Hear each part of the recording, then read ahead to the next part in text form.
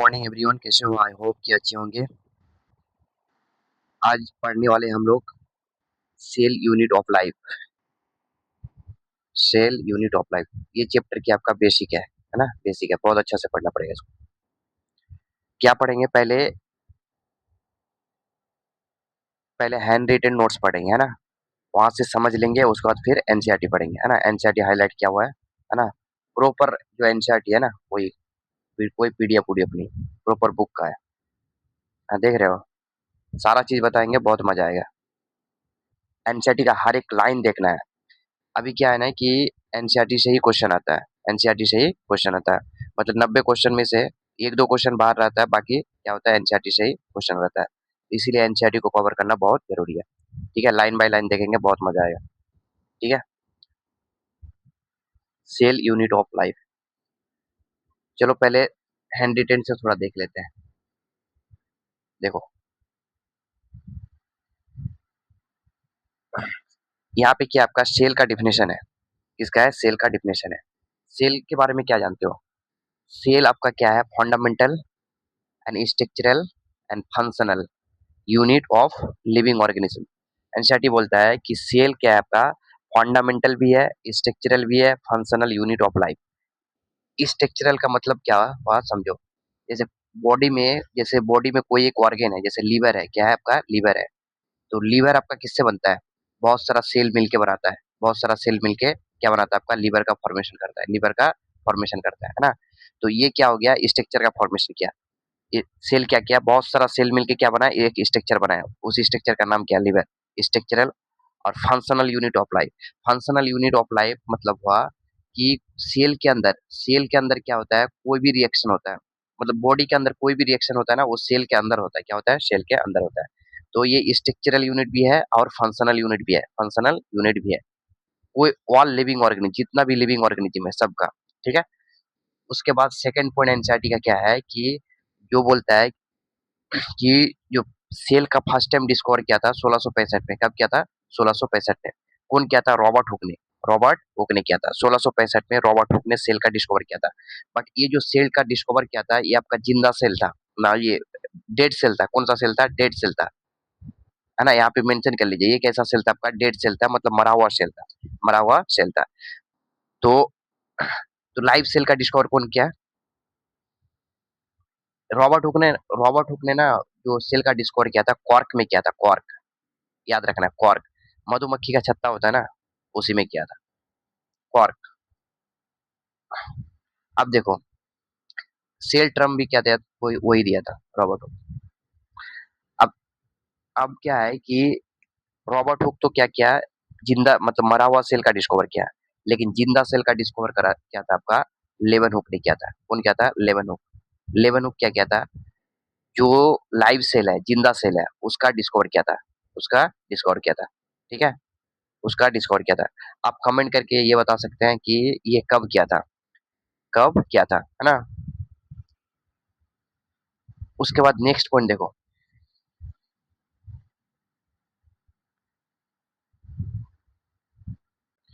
वो तो हो गया सेल का बेसिक के बारे में, है ना? अब सेल थ्योरी। क्या? Cell theory. Cell theory. Cell theory के बारे में देखो। Cell theory, first time cell theory दिया था स्लाइडेन एंड शॉन ने दिया था। कौन दिया था? First time cell cell theory की अगर बात करेंगे, first time cell theory Schleiden और शॉन ने दिया था। कौन दिया था? स्लाइडेन और शॉन ने दिया था। इसको बोलते हैं फॉर्मुलेटेड सेल थ्योरी। क्या बोलते हैं? Formulated cell theory. पूछेगा कि सेल थ्योरी मतलब फॉर्मुलेटेड सेल थ्योरी कौन दिया था? तो स्लाइडेन और शॉन ने दिया था। सेल थ्योरी दिया था स्लाइडेन एंड शॉन ने, है ना? Formulated cell theory. ये सेल थ्योरी दिया कौन? स्लाइडेन और शॉन। बट ये दोनों मिलके एक चीज नहीं बता पाया कि जो नया सेल बनता है, इसको क्या बोलते हैं? New cell. जो नया सेल बनता है वो किससे बनता है? किससे बनता है? कौन नहीं बता पाया? स्लाइडेन और शॉन ने बताया, नहीं बता पाया।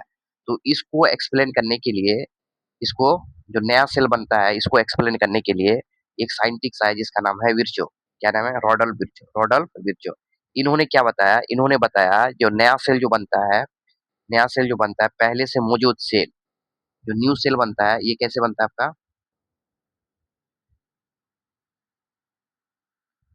एक मिनट। ये जो आपका न्यू सेल बना, ये कैसे बनता है? ये आपका बनता है पहले से मौजूद क्या कहता है? पहले से जो सेल होता है, वही सेल डिवाइड करके नया सेल बनता है ना? ये सेल डिवाइड करेगा, नया 2 सेल बना देगा, नया सोल 2 सेल बना देगा। तो तो ये पहले से जो मौजूद सेल है ना, इसको बोलते हैं प्री एग्जिस्टेंट सेल। कौन सा सेल? Pre existent cell. Pre existent cell, है ना?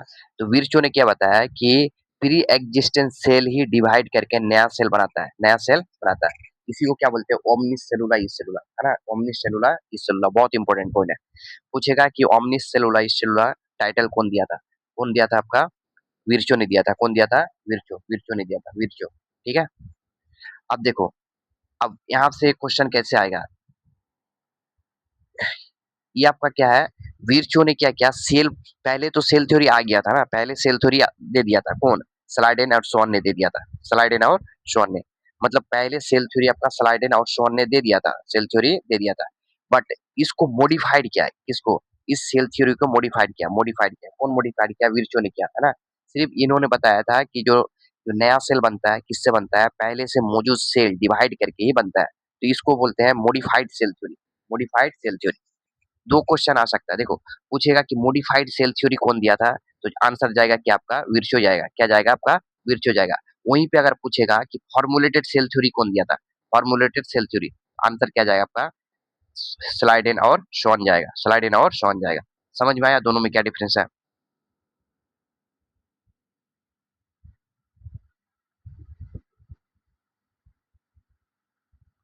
दोनों में क्या डिफरेंस है? समझ में आ गया ना? फिर एक बार बता रहे हैं कि सेल थ्योरी कौन दिया? Cell theory Schleiden and Schwann ने दिया था फर्स्ट टाइम। वो कैसा सेल थ्योरी दिया था? फॉर्मूलेटेड सेल थ्योरी। क्या? फॉर्मूलेटेड सेल थ्योरी। फॉर्मूलेटेड सेल थ्योरी, है ना? स्लाइडेन और शॉन ने नहीं बता पाया था कि जो नया सेल बनता है कैसे बनता है, कैसे जो नया सेल बना ये कैसे बनता है, ये कैसे बनता है। तो इसको बताया कौन? इसको बताया था विर्चो ने। कौन बताया था? विर्चो। कब बताया था? 1855 में। इन्होंने क्या बताया कि जो नया सेल बनता है वो पहले से मौजूद सेल डिवाइड करके ही नया सेल बनता है, नया सेल बनता है। जो पहले से मौजूद सेल है उसको बोलते हैं प्री एग्जिस्टेंट सेल। क्या बोलते हैं? Pre existent cell. इसी को क्या बोलते हैं? ओमनिस सेलुला इस सेलुला, है ना? ओमनिस सेलुला इस सेलुला, है ना? ठीक है, याद रखना कि ओमनिस सेलुला इस सेलुला टाइटल आपका विर्चो ने दिया था, विर्चो ने दिया था। इसको क्या बोलते हैं? Modified cell theory. मतलब विर्चो ने क्या किया? सेल थ्योरी को मॉडिफाइड किया, है ना? मॉडिफाइड किया। अब देखो, स्लाइडेन एंड शॉन के बारे में थोड़ा पढ़ो। एनसीईआरटी में क्या-क्या पॉइंट लिखा है। ये जो स्लाइडेन है ना, स्लाइडेन, ये क्या किया था? स्लाइडेन मतलब ये 1838 में, 1838 में स्लाइडेन आपका प्लांट सेल में काम किया था। किसमें काम किया था? प्लांट सेल में काम किया था। देखो, हम यहाँ पे लिख रहे हैं, 1 मिनट, पेज कहाँ है?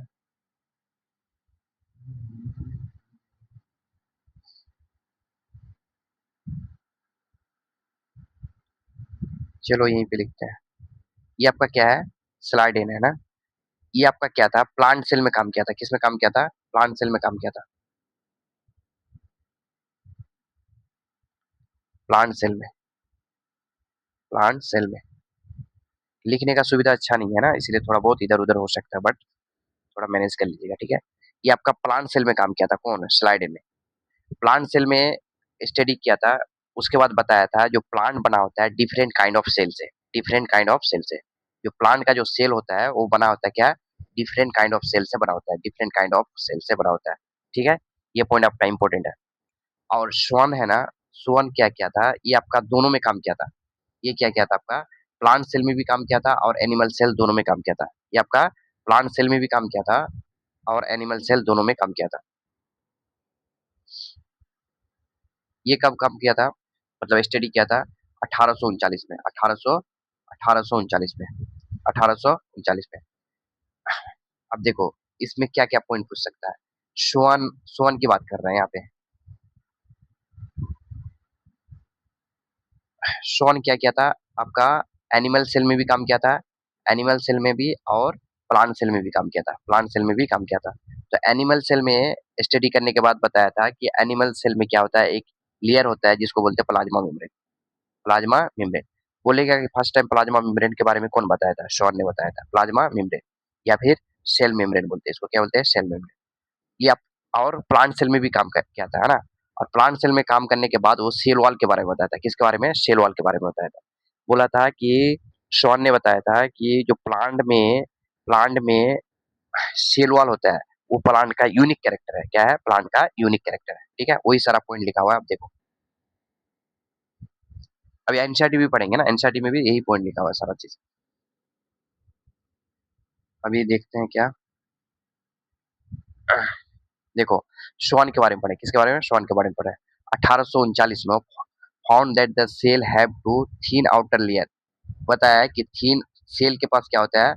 हैव थीन आउटर लेयर होता है, उसको बोलते हैं प्लाज्मा मेम्ब्रेन, है ना? सेल के जो आउटर लेयर होता है वो पतला होता है, उसको क्या बोलते हैं? Plasma membrane. यानी प्लाज्मा मेम्ब्रेन के बारे में शॉन बताया था, है ना?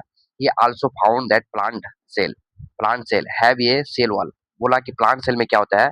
सेल वॉल होता है। क्या होता है? सेल वॉल होता है। ही प्रपोज ये hypothesis that animal and plant are composed of cell and product of cell.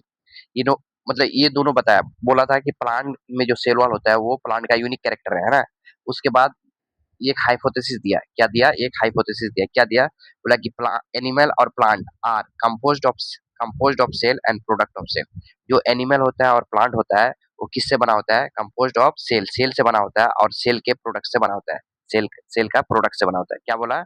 कि एनिमल और जो प्लांट है वो किससे बना होता है? सेल से मिलके बना होता है और सेल का प्रोडक्ट से मिलके बना होता है। ठीक है? फिर एक बार बताते हैं। दो साइंटिस्ट थे, स्लाइडेन और शॉन। स्लाइडेन आपका प्लांट में काम किया था, सिर्फ प्लांट सेल में काम किया था और बताया था कि प्लांट जो बना होता है डिफरेंट काइंड ऑफ सेल से मिलकर बना होता है। एनसीईआरटी का पॉइंट है ना? दूसरा बात स्वान के बारे में। स्वान के बारे में क्या है कि स्वान 1840 में इन्होंने बताया था। जो कोई भी सेल है ना, सेल के आउटर लेयर होता है, एक पतला सा लेयर होता है, उसको प्लाज्मा मेम्ब्रेन बोलते हैं। किसको क्या बोलते हैं? प्लाज्मा मेम्ब्रेन बोलते हैं। और प्लांट सेल में भी स्टडी किया था और प्लांट सेल में स्टडी करने के बाद बताया कि जो प्लांट सेल में क्या होता है? सेल वॉल होता है और वो प्लांट का यूनिक कैरेक्टर है ना? उसके बाद एक हाइपोथेसिस दिया। क्या बोला? कि एनिमल और प्लांट क्या होता है? बना होता है composed of cell and product of cell. Composed of cell and product of cell. I hope कि आप समझ गए होंगे, है ना? बहुत डिटेल से आपको बता दिया। Virchow, Saladin and Shawn formulated cell theory, Virchow modified cell theory, Virchow omnicellular, cellular pre-existent cell। ये सब पॉइंट आपको याद रखना होगा। अब सेल थ्योरी के बारे में दो पॉइंट है। सेल थ्योरी के बारे में दो पॉइंट। क्या पॉइंट है? ऑल लिविंग ऑर्गेनिज्म और जितना भी लिविंग ऑर्गेनिज्म होता है वो कंपोज्ड ऑफ सेल, मतलब सेल से बना होता है। किससे बना होता है? सेल से बना होता है और उसके प्रोडक्ट से बना होता है। तो ये वाला पॉइंट कौन बनाया? ये वाला पॉइंट आपका शॉन ने बताया। कौन बताया? शॉन ने बताया। शॉन ने बताया। Cell wall cell arise from pre existent cell. और ये पॉइंट कौन बताया आपका? ये पॉइंट आपका बताया विर्चो ने बताया। कौन बताया? विर्चो ने बताया। सेकंड वाला पॉइंट, है ना? ये दोनों आपका सेल थ्योरी का पॉइंट है। Wall cell arising from pre existent cell. ठीक है? यहाँ तक तो हो गया, है ना? अब सेल के बारे में कुछ मतलब एनसीईआरटी में दिया हुआ है। देखो, सेल सेल के अंदर आपको पता है कि एक सेल है। क्या है? सेल है। और सेल के अंदर क्या होता है? लिक्विड भरा हुआ रहता है। मान के चलो क्या है? ये आपका सेल है। सेल के अंदर क्या होता है? लिक्विड भरा हुआ रहता है। क्या होता है? लिक्विड भरा हुआ रहता है ना? लिक्विड। ये आपका न्यूक्लियस है। ये जो लिक्विड है इसको क्या बोलते हैं? साइटोप्लाज्म बोलते हैं। क्या बोलते हैं? साइटोप्लाज्म। इस साइटोप्लाज्म के बारे में क्या-क्या लिखा है देखो। साइटोप्लाज्म, साइटोप्लाज्म क्या है? साइटोप्लाज्म। साइटोप्लाज्म के बारे में क्या लिखा है देखो। ये सेमी फ्लूइड मैट्रिक्स है। कैसा है? Semi fluid matrix. Semi fluid matrix का मतलब क्या हुआ कि ये जो साइटोप्लाज्म है ना, इसके पास बहुत सारा चीज़, सिर्फ पानी नहीं है, सिर्फ पानी नहीं है। इसके पास बहुत सारा चीज़ लिक्विड है, मतलब क्या बोलते हैं? प्रोटीन है, बहुत सारा चीज़ है, आयरन है, कार्बोहाइड्रेट है ना? बहुत सारा चीज़ भरा हुआ रहता है। सिर्फ पानी नहीं होता, इसीलिए इसको क्या बोलते हैं? Semi fluid matrix. कौन सा मैट्रिक्स होता है? सेमी फ्लूइड मैट्रिक्स है। और यहाँ पे क्या होता है? वेयर द सेलुलर एक्टिविटी, कोई भी सेलुलर एक्टिविटी वगैरह चलता है। जितना भी केमिकल रिएक्शन है ना, सारा रिएक्शन लगभग किसमें चलता है? साइटोप्लाज्म में चलता है। कुछ-कुछ रिएक्शन न्यूक्लियस के अंदर चलता है, नहीं तो बाकी सारा क्या है? साइटोप्लाज्म के अंदर चलता है। ट्रांसलेशन होता है ना, ट्रांसलेशन से जो प्रोटीन बनता है वो कहाँ पे चलता है? आपका साइटोप्लाज्म में ही चलता है ना? और ये क्या करता है? साइटोप्लाज्म क्या करता है? सेल को लिविंग रखने में हेल्प हेल्प करता है, मतलब जिंदा रखने में हेल्प करता है, जिंदा रखने में हेल्प करता है। उसके बाद क्या आता है? राइबोसोम। उसके बाद आपका आता है राइबोसोम। राइबोसोम के बारे में क्या है? देखो, राइबोसोम एक ऑर्गेनेल्स है जो हर एक सेल के पास प्रेजेंट होता है। लिखना है तो लिख लो, है ना? राइबोसोम क्या होगा आपका? कोई भी सेल हो, दुनिया में कोई भी सेल हो, सब सेल के पास क्या होता है? आपका राइबोसोम प्रेजेंट होता है। राइबोसोम क्या होता है आपका? प्रेजेंट होता है। राइबोसोम प्रेजेंट रहता है। राइबोसोम कैसा होता है आपका? नॉन मेम्ब्रेन बाउंड होता है, मतलब इसके पास झिल्ली नहीं होता है, नॉन मेम्ब्रेन बाउंड होता है। क्या कैसा होता है? नॉन मेम्ब्रेन बाउंड होता है ना? सीन कहाँ पे देखा जाता है आपको? साइटोप्लाज्म में होता है। कहाँ पे होता है? साइटोप्लाज्म में होता है। साइटोप्लाज्म के अलावा भी कहाँ पे होता है आपका? क्लोरोप्लास्ट में भी प्रेजेंट होता है। क्लोरोप्लास्ट होता है ना, उसके पास भी अपना खुद का राइबोसोम होता है। माइटोकॉन्ड्रिया के पास क्या होता है? खुद का राइबोसोम होता है। और रफ एंडोप्लाज्मिक रेटिकुलम के पास होता है। इंडो पूछेगा कि एंडोप्लाज्मिक रेटिकुलम के पास राइबोसोम होता है ना? प्रेजेंट रहता है। उन किसके पास? रफ के पास होता है, स्मूथ के पास नहीं होता है, स्मूथ के पास नहीं होता है। ठीक है? अब कुछ एनसीईआरटी में साइज दिया हुआ है, सेल का साइज दिया हुआ है। देखो सेल का साइज दिया हुआ है। सेल का साइज क्या होता है? साइज और शेप क्या होता है? वेरिएबल होता है। क्या होता है? वेरिएबल होता है। अलग-अलग होता है ना? जैसे स्मॉलेस्ट, सबसे स्मॉलेस्ट सेल एनसीईआरटी बोलता है कि सबसे स्मॉलेस्ट सेल माना जाता है किसको? माइकोप्लाज्म को। माइकोप्लाज्म इसका साइज होता है 0.3 माइक्रोमीटर। कितना होता है? 0.3 माइक्रोमीटर। इंपॉर्टेंट है। सबसे स्मॉलेस्ट सेल क्या होता है आपका? माइकोप्लाज्म। माइकोप्लाज्म के बारे में आगे पढ़ेंगे कि माइकोप्लाज्म क्या है? ये एक बैक्टीरिया है। क्या है? बैक्टीरिया है। क्या है? बैक्टीरिया है ना?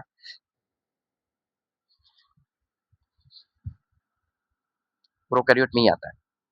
Largest isolated single cell. Largest यहाँ पे क्या आपका? लार्जेस्ट आइसोलेटेड सिंगल सेल जो शुतुरमुर्ग का अंडा होता है। कितना? शुतुरमुर्ग ऑस्ट्रिच का एग होता है। यहाँ पे आप लार्जेस्ट और यहाँ पे है लॉन्गेस्ट। लॉन्गेस्ट में क्या हो जाएगा आपका? नर्व सेल होगा।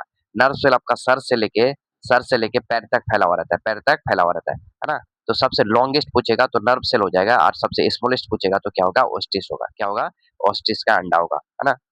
बैक्टीरिया का साइज आपका एनसीईआरटी में दिया हुआ है 0.0 सॉरी 3 से 5 माइक्रोमीटर होता है। कितना होता है?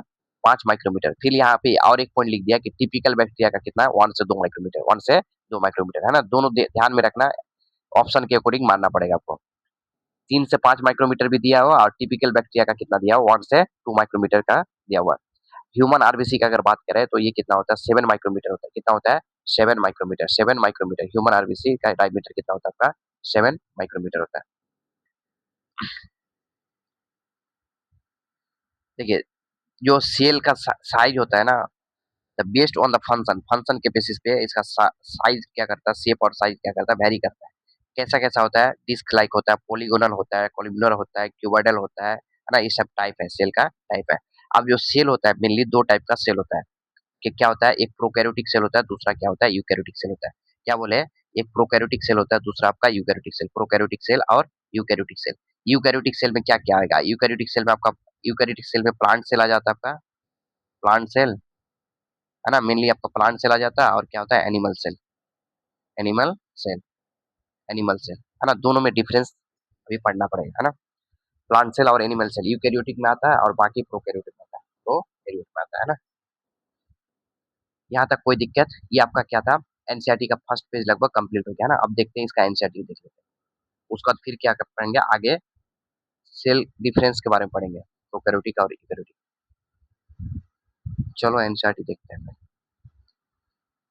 देखो, सारा पॉइंट पढ़ लिया ना, जितना पॉइंट लिखा हुआ है। आप वो शॉर्ट नोट से आप रिवीजन कर सकते हो बहुत अच्छी तरीके से। क्या बोल रहा है? देखो, percent of the unit of life is cell. ये तो आपको पता है ना? यूनिट ऑफ लाइफ उसी को क्या बोलते हैं? सेल बोलते हैं। All organism composed of cell. दुनिया में कितना जितना भी ऑर्गेनिज्म होता है वो किससे बना होता है? सेल से बना होता है। किससे बना होता है? सेल से बना होता है। अब जो सेल होता है ना आपका दो तरह का होगा। क्या होगा?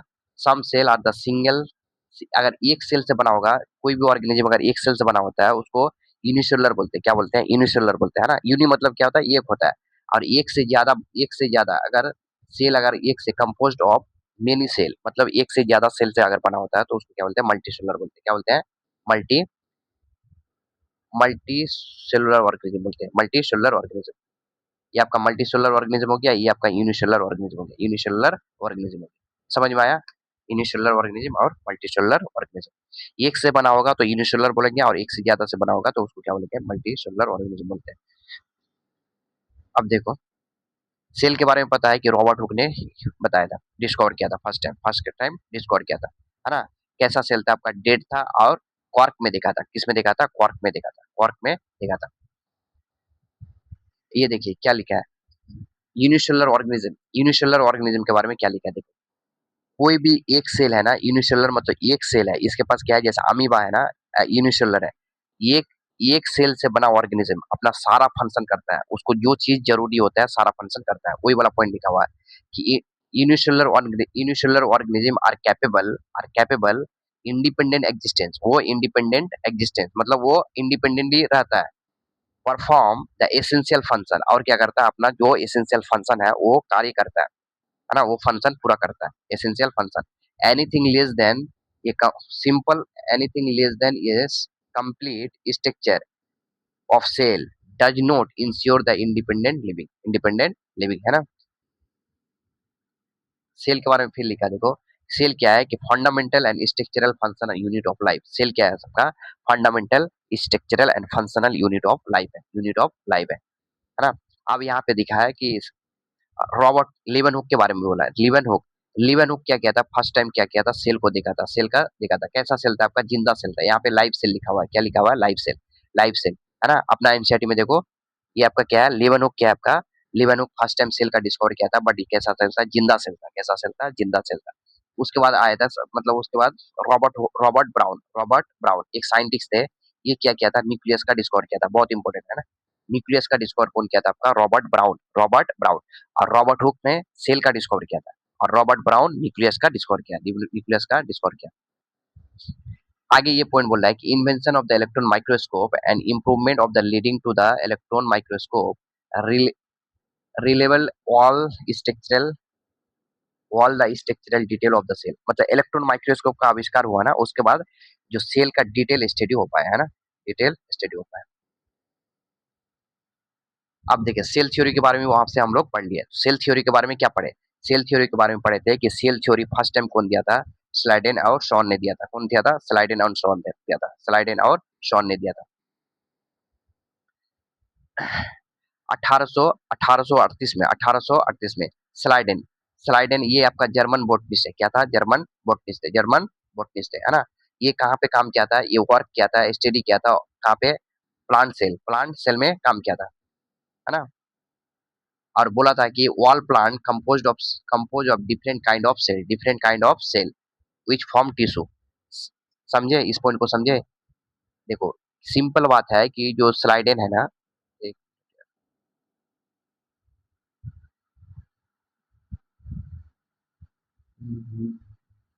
देखो क्या है ना, ये जो स्लाइडेन है, ये क्या किए थे, स्लाइडेन आपका प्लांट सेल में स्टडी किया था, किसमें, प्लांट सेल में स्टडी किया था या प्लांट में स्टडी किया था।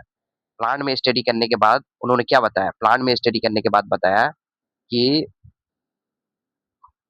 वॉल प्लांट जितना भी प्लांट है, wall plant composed of different kind of cell and form tissue, different kind of cell and form tissue, मतलब प्लांट बना होगा आप किससे, सेल से बना होगा, किससे बना होगा, सेल से बना होगा, सेल से बना होगा।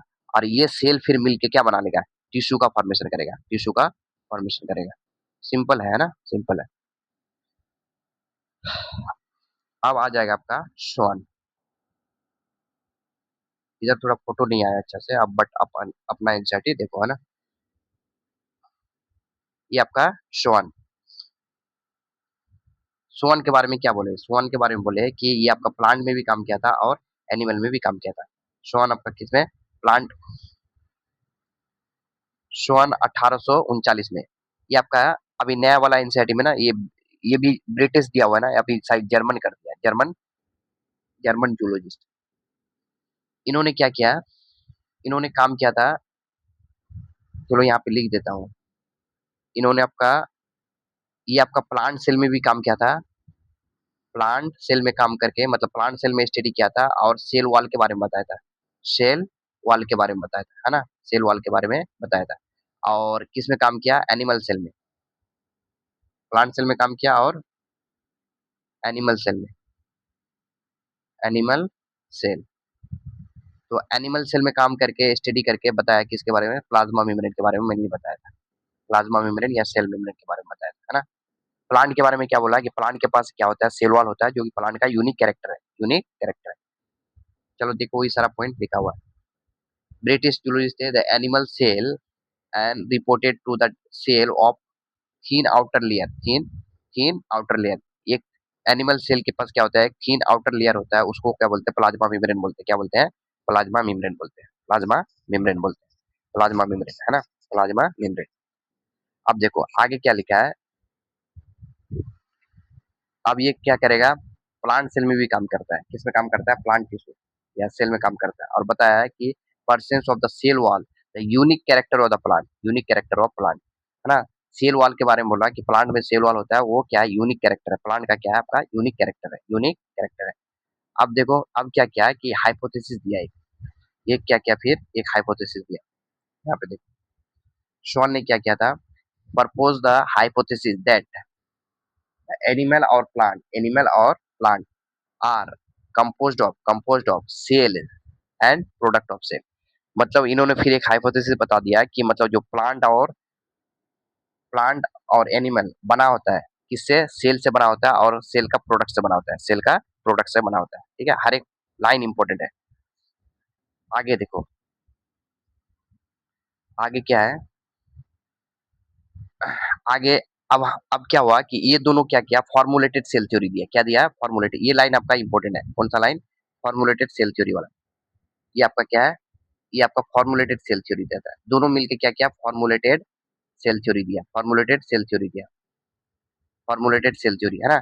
कौन? स्लाइडेन और शॉन ने दोनों मिलकर क्या दिया, फॉर्मुलेटेड सेल थ्योरी। एक लो, चलो देखो क्या बोले, फॉर्मुलेटेड सेल थ्योरी, है ना। कौन दिया था? स्लाइडेन एंड शॉन ने। और दोनों साइंटिस्ट क्या क्या नहीं एक्सप्लेन कर पाया था कि जो नया सेल किससे बनता है, वो एक्सप्लेन नहीं कर पाया था, नया सेल के बारे में नहीं बता पाया था। तो ये जो नया सेल कैसे बनता है, तो इसको बताने के लिए एक साइंटिस्ट आया जिसका नाम है रोडोल्फ विर्चो। क्या है? रोडोल्फ विर्चो है, आर विर्चो जिसको बोलते हैं। कब आया था? 1855 में।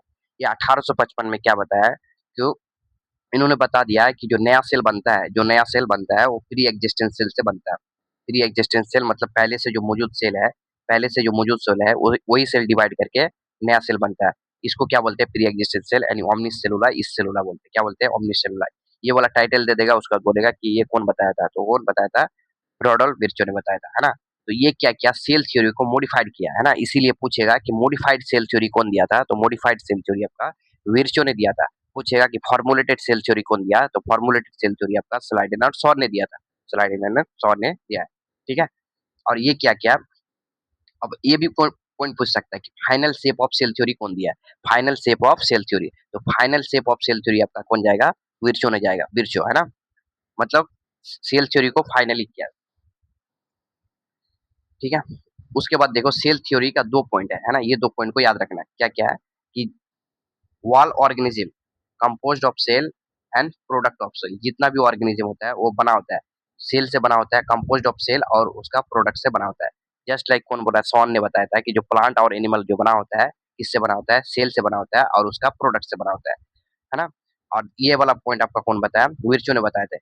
Wall cell arising from pre existence cell, है ना। ये सेल आपको स्लाइडेन और सॉन ने नहीं बताया, स्लाइडेन और सॉन ने नहीं बताया, विर्चो ने बताया। क्या कौन बताया? विर्चो ने बताया। ठीक है, बस इतना ही दो पॉइंट याद रखो, काफी है। अब देखो इसमें थोड़ा ये वाला पैराग्राफ में थोड़ा थ्योरी है ना, थ्योरी है। तो थ्योरी क्या क्या है देखो, बोला है कि टिपिकल प्लांट सेल में क्या होता है, एक प्लांट सेल के पास क्या होता है, डिस्ट सेल वॉल होता है। क्या होता है? डिस्ट सेल वॉल होता है। बट एनिमल सेल में क्या होता है, सेल वॉल नहीं होता है, सेल वॉल नहीं होता है।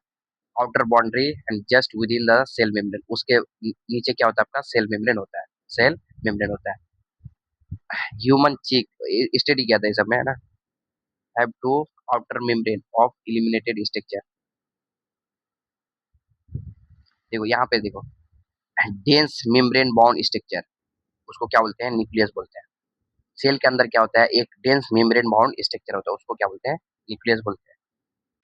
न्यूक्लियस मतलब सेल के अंदर होता है, सेल के अंदर होता है।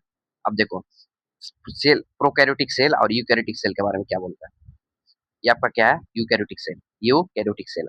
यूकैरियोटिक सेल को क्या बोलते हैं कि मेम्ब्रेन बाउंड ऑर्गेनल्स पाया जाएगा। कोई भी एक सेल है ना, कोई भी एक सेल है। देखो अभी हम बताते हैं, पहले यहाँ पे थोड़ा स्ट्रक्चर देख लो सेल। कहाँ चला गया, हाँ यहाँ पे क्या है, मानो कोई एक एक क्या है, सेल है। तो सेल के अंदर क्या है आपका, सेल के अंदर सेल के अंदर आपका बहुत सारा ऑर्गेनेल्स होता है। क्या होता है? ऑर्गेनेल्स होता है। ऑर्गेनेल्स पाया जाता है। ये तो आपका सेल वॉल होता है, प्लांट सेल है ना, इसीलिए सबसे आउटर लेयर क्या होता है? सेल वॉल होता है, उसके बाद प्लाज्मा मेम्ब्रेन होता है। प्लाज्मा मेम्ब्रेन होता है ना?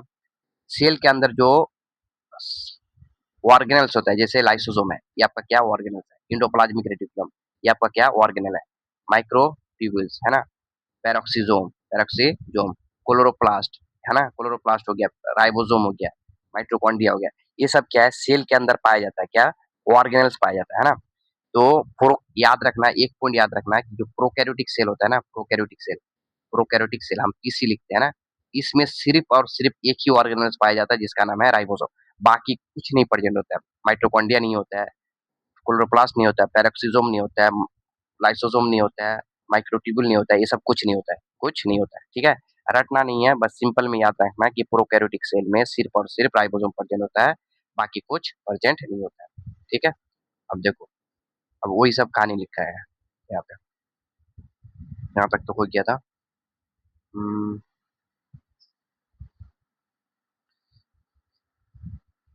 क्या बोल रहा है?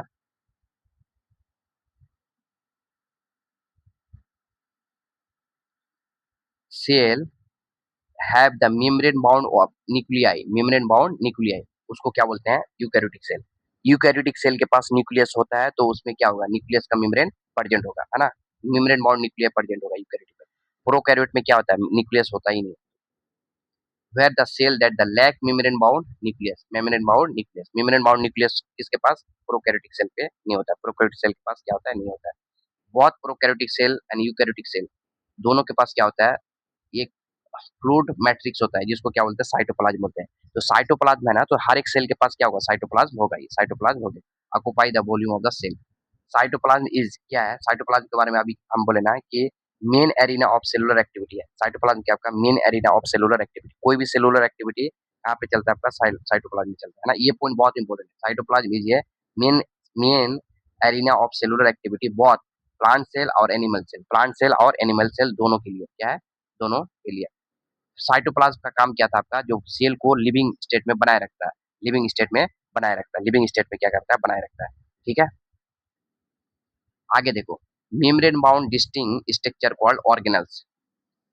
ये क्या बोल रहा है कि besides nucleus the eukaryotic cell have ये other membrane bound distinct structure, उसको क्या बोलते हैं? ऑर्गेनल्स बोलते हैं, है ना?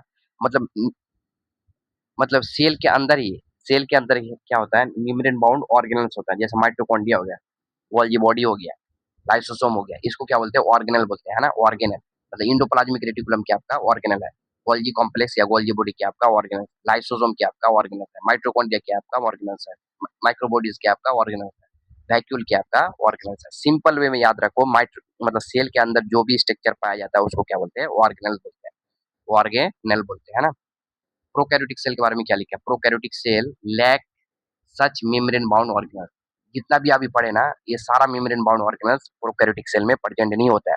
हम क्या बोले कि प्रोकैरियोटिक सेल में सिर्फ एक ही प्रेजेंट होता है, जिसका नाम है राइबोसोम। राइबोसोम, राइबोसोम देखो, अब राइबोसोम के बारे में क्या है? ये आपका क्या है? राइबोसोम। राइबोसोम, राइबोसोम कैसा होता है? नॉन मेम्ब्रेन बाउंड होता है। कैसा होता है आपका? नॉन मेम्ब्रेन बाउंड होता है राइबोसोम आपका। राइबोसोम के पास क्या होता है? मेम्ब्रेन नहीं होता है, मेम्ब्रेन नहीं होता है, झिल्ली नहीं होता है। नॉन मेम्ब्रेन बाउंड ऑर्गेनेल्स होता है, नॉन मेम्ब्रेन बाउंड ऑर्गेनेल्स होता है। और ये पाया जाता है फाउंड इन ऑल सेल, सारा सेल के पास प्रेजेंट होता है। Eukaryotic cell as prokaryotic cell, दोनों सेल के पास राइबोसोम नॉन मेम्ब्रेन बाउंड होता है और सारा सेल के पास प्रेजेंट होता है। मतलब प्रोकैरियोटिक और यूकैरियोटिक दोनों के पास प्रेजेंट होता है। Within the cell, the ribosome are found not only the cytoplasm but बोल रहा है कि राइबोसोम सिर्फ और सिर्फ साइटोप्लाज्म में प्रेजेंट नहीं होता है, और कहाँ पे प्रेजेंट होता है? और और भी प्रेजेंट होता है। कहाँ कहाँ पे देखो, विदिन विदिन टू ऑर्गेनल, जैसे ऑर्गेनल्स में भी प्रेजेंट, जैसे क्लोरोप्लास्ट है ना, यहाँ पे भी क्या होता है? आपका राइबोसोम प्रेजेंट होता है। क्लोरोप्लास्ट के पास भी राइबोसोम प्रेजेंट होता है। दूसरी बात, माइटोकॉन्ड्रिया के पास भी राइबोसोम प्रेजेंट होता है। मतलब ये ऑर्गेनल है, ऑर्गेनल के अंदर ऑर्गेनल है ना? मतलब माइटोकॉन्ड्रिया खुद ऑर्गेनल है, राइबोसोम क्या है? राइबोसोम राइबोसोम भी खुद ऑर्गेनल है ना? तो ये ऑर्गेनल इस ऑर्गेनल के अंदर होता है ना? तो इसीलिए राइबोसोम को बोला जाता है कि ऑर्गेनली विदिन ऑर्गेनल, है ना? ठीक है? और रफ एंडोप्लाज्मिक रेटिकुलम में होता है, और तो रफ एंडोप्लाज्मिक रेटिकुलम के बाहर होता है। क्या पे होता है? बाहर होता है। यहाँ तक तो हो गया है ना, यहाँ तक हो गया। एनिमल सेल के बारे में क्या बोल रहा है देखो, एनिमल सेल अभी पूरा फिर डिटेल पढ़ेंगे ना इसमें, शॉर्ट नोट्स। क्या बोल रहा है कि एनिमल सेल में क्या होता है, नॉन मेम्ब्रेन बाउंड ऑर्गेनल्स जिसका नाम है सेंट्रियोल। बहुत ही इंपॉर्टेंट पॉइंट है। क्या बोले कि एनिमल सेल में क्या होता है, एक नॉन मेम्ब्रेन बाउंड ऑर्गेनल्स होता है जिसका नाम है सेंट्रियोल। क्या है? सेंट्रियोल। ये सेंट्रियोल कहाँ पे? सिर्फ एनिमल सेल में प्रेजेंट होता है। कहाँ पे प्रेजेंट होता है? एनिमल सेल में प्रेजेंट होता है। और ये क्या करता है? ये सेल डिवीजन में मदद करता है। किसमें मदद करता है? आपका सेल डिवीजन में मदद करता है। सेल डिवीजन में क्या करता है? मदद करता है। सेल डिवीजन में क्या करता है? हेल्प करता है। समझ में आया? क्या बोले कि सेंट्रियोल, सेंट्रियोल आपका कहाँ पे होगा? देखो, सेंट्रियोल एक होता है, सेंट्रियोल होता है, सेंट्रोसोम होता है। सेंट्रियोल और सेंट्रोसोम में समझ लो। सेंट्रियोल मतलब दो स्ट्रक्चर होगा ना, दो स्ट्रक्चर को क्या बोलते हैं? सेंट्रियोल बोलते हैं। जैसे ये स्ट्रक्चर क्या होता है? ये आपका सेंट्रियोल है। क्या है? सेंट्रियोल। ये आपका है सेंट्रियोल, है ना? सेंट्रियोल है। ऐसा ऐसा दो स्ट्रक्चर आपस में 90 डिग्री बना लेता है। क्या बना लेता है? 90 डिग्री का स्ट्रक्चर बना लेता है। ये आपका क्या हो गया? आपस में 90 डिग्री बना लिया। तो इस स्ट्रक्चर को अपन क्या क्या बोलते हैं? सेंट्रोजोम बोलते हैं। क्या बोलते हैं? सेंट्रोजोम। क्या बोलते हैं? सेंट्रोजोम। सेंट्रियोल और सेंट्रोजोम में समझ में आया क्या डिफरेंस है? एक स्ट्रक्चर को क्या बोलते हैं? सेंट्रियोल बोलते हैं, और दो सेंट्रियोल आपस में 90 डिग्री पे आ जाता है तब सेंट्रोजोम का फॉर्मेशन करता है। सेंट्रोजोम का फॉर्मेशन करता है। सेंट्रियोल सेंट्रियोल से ही सेंट्रोजोम बनता है। सेंट्रियोल से ही सेंट्रोजोम बनता है ना। तो ये दोनों आपका सिर्फ एनिमल सेल में प्रेजेंट होता है। किसमें प्रेजेंट होता है? एनिमल सेल में प्रेजेंट होता है। एनिमल सेल, एनिमल सेल में पाया जाता है। किसमें नहीं पाया जाता है? आपका प्लांट सेल में। प्लांट सेल में ऑप्शन रहता है। प्लांट सेल में ऑप्शन रहता है। और इसका काम क्या? आपका सेल डिवीजन में हेल्प करता है। किसमें? सेल डिवीजन में हेल्प करता है ना। बहुत इंपॉर्टेंट पॉइंट, सेल डिवीजन में क्या करता है? हेल्प करता है। अभी देखो इसके बारे में पढ़े ना अभी, माइकोप्लाज्म। क्या आपका? माइकोप्लाज्म। माइकोप्लाज्म के बारे में क्या पढ़े? माइकोप्लाज्म सबसे स्मॉलेस्ट सेल है, स्मॉलेस्ट सेल है, और इसका साइज क्या है? साइज इंपॉर्टेंट है, 0.3 माइक्रोमीटर का होता है। माइकोप्लाज्म स्मॉलेस्ट सेल है और इसका साइज कितना होता है? 0.3 माइक्रोमीटर होता है। 0.3 माइक्रोमीटर होता है। बैक्टीरिया के बारे में क्या लिखा है देखो। ये सब देखो, ये सब शेप थोड़ा इंपॉर्टेंट है। क्या है? शेप थोड़ा इंपॉर्टेंट है। जैसे यहाँ पे देखो, आरबीसी। आरबीसी ये आपका red blood cell, red blood cell.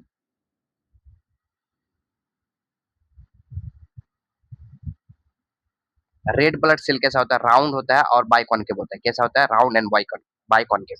याद रखना है। आरबीसी का शेप पूछेगा कि आरबीसी का शेप कैसा होता है, तो आरबीसी का शेप होगा round and biconcave. Round and biconcave है, बाइकॉनकेव। व्हाइट ब्लड सेल का शेप कैसा होता है? बहुत इंपॉर्टेंट है। व्हाइट ब्लड सेल का शेप होता है अमीबॉइड शेप होता है। कैसा होता है? अमीबॉइड शेप का होता है। अमीबॉइड शेप का होता है। कॉलमनर इपिथेलियम का शेप कैसा होता है? कॉलमनर इपिथेलियम का शेप कैसा होता है आपका? ये आपका तो लॉन्ग होता है और नैरो होता है। कैसा होता है? लॉन्ग और नैरो होता है। कॉलमनर इपिथेलियम लॉन्ग और नैरो होता है। व्हाइट ब्लड सेल अमीबॉइड होता है। रेड ब्लड सेल कैसा होता है? राउंड एंड बाइकॉनकेव होता है। राउंड एंड बाइकॉनकेव होता है। राउंड एंड बाइकॉनकेव होता है ना। ये जितना भी एनसीईआरटी में दिया हो ना, सबको रखना है। अब देखो, ये जो नर्व सेल होता है, नर्व सेल कैसा होता है आपका? नर्व सेल आपका ब्रांच होता है। कैसा होता है? ब्रांच, ब्रांच, और कैसा होता है? लॉन्ग होता है। ब्रांच और लॉन्ग होता है। ब्रांच और लॉन्ग होता है। अब देखो ट्रीकिड्स, देख रहे हो ना, ये सेल का ये दिया हुआ है। ब्रांच होगा और लॉन्ग होगा, क्योंकि देखो सर से लेके पूरा पैर तक, हाथ तक, सब जगह क्या होता है? नर्व सेल फैला हुआ रहता है। सबसे सबसे लॉन्गेस्ट सेल भी है ना। क्या है? सबसे लॉन्गेस्ट। लार्जेस्ट नहीं है, लॉन्गेस्ट है, मतलब लंबा है, सबसे लंबा सेल है। अब देखो ट्रेकिड। क्या है ट्रेकिड? ट्रेकिड आपको एनाटोमी में पढ़ना पड़ता है। तो ट्रेकिड कैसा होता है? इलोंगेटेड होता है। कैसा होता है? इलोंगेटेड होता है। ट्रेकिड का शेप कैसा होता है? इलोंगेटेड। देख रहा है? इलोंगेटेड टाइप का है, इलोंगेटेड होता है। और म्यूजोफिल सेल कैसा होता है? म्यूजोफिल सेल आपका राउंड होता है। कैसा होता है? राउंड एंड ओवल होता है। म्यूजोफिल सेल कैसा होता है? Round and oval. म्यूजोफिल सेल राउंड एंड ओवल। देखो, इसको याद करने का तरीका आपका क्या है? मोर। मोर है ना, मोर। तो एम फोर क्या हो गया? म्यूजोफिल सेल हो गया। ओ फोर कैसा होता है? Round. O for oval, oval हो गया। O for oval. और आर फोर क्या है? राउंड हो गया। आर फोर राउंड, है ना। तो म्यूजोफिल सेल कैसा होगा आपका? म्यूजोफिल सेल आपका ओवल एंड राउंड होगा। कैसा होगा? ओवल और राउंड, ओवल एंड राउंड होगा। समझ में आ गया? ट्रेकिड कैसा होगा? इलोंगेटेड होगा। कैसा होगा? ट्रेकिड आपका इलोंगेटेड है। ट्रेकिड आपका इलोंगेटेड होगा। ठीक है।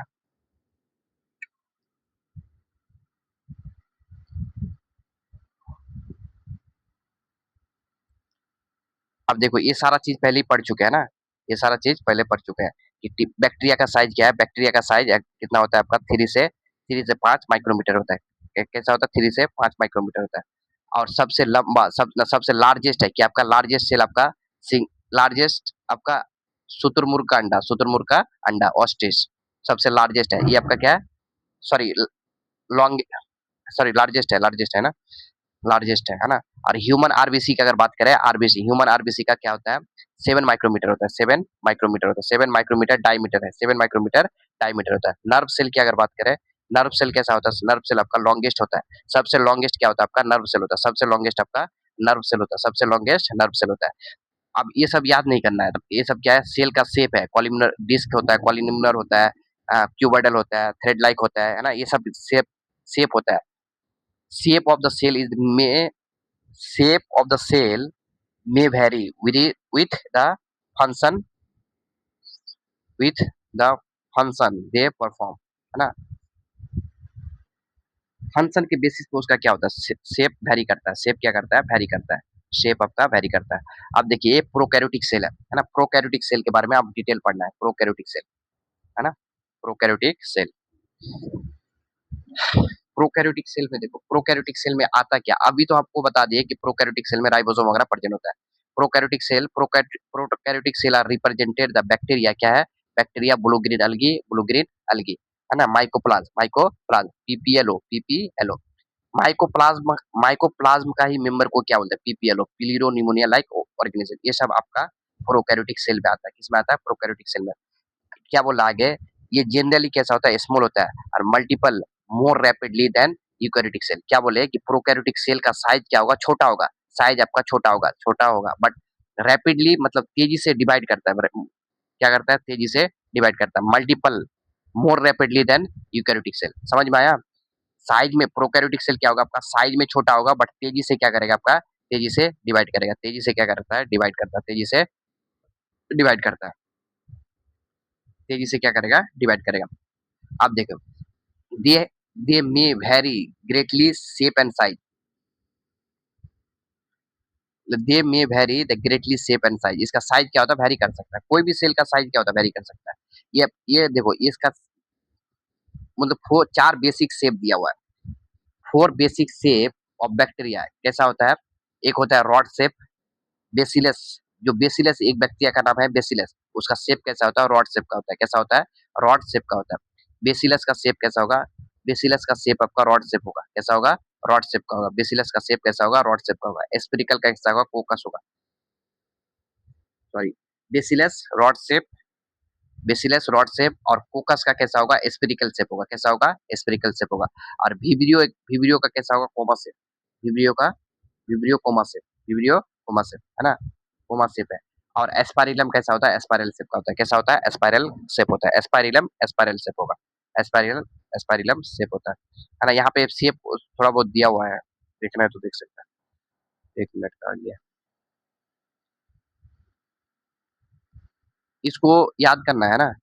देखो, बी आर, बिहार है ना, बिहार, बी आर मतलब बेसिलस कैसा होगा? रॉड शेप का होगा, है ना। बेसिलस रॉड शेप का होगा। फोकस कैसा होगा? स्पेरिकल होगा। विब्रियो, विब्रियो कोमा शेप का होगा। विब्रियो कैसा होगा? वीसी, वाइस चांसलर होता है ना, तो विब्रियो कोमा शेप होगा। कैसा होगा? विब्रियो कोमा शेप होगा। और एस एस मतलब एस्पाइरल एस्पाइरिलम होता है क्या? मतलब एस्पाइरिलम जो बैक्टीरिया है वो एस्पाइरल शेप का ही होगा, है ना, एस्पाइरल शेप का होगा।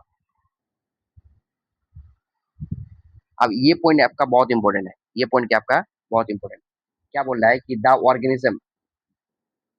Organisation of prokaryotic cell is fundamental similar in through eukaryotic, sorry, through prokaryotic exhibit wide variety of shape and function। ठीक है। अब ये हो गया कुछ पॉइंट, देखो,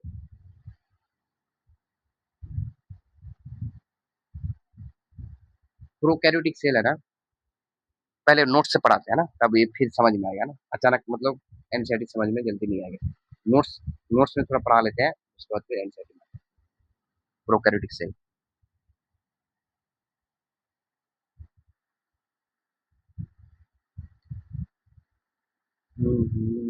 हो गया।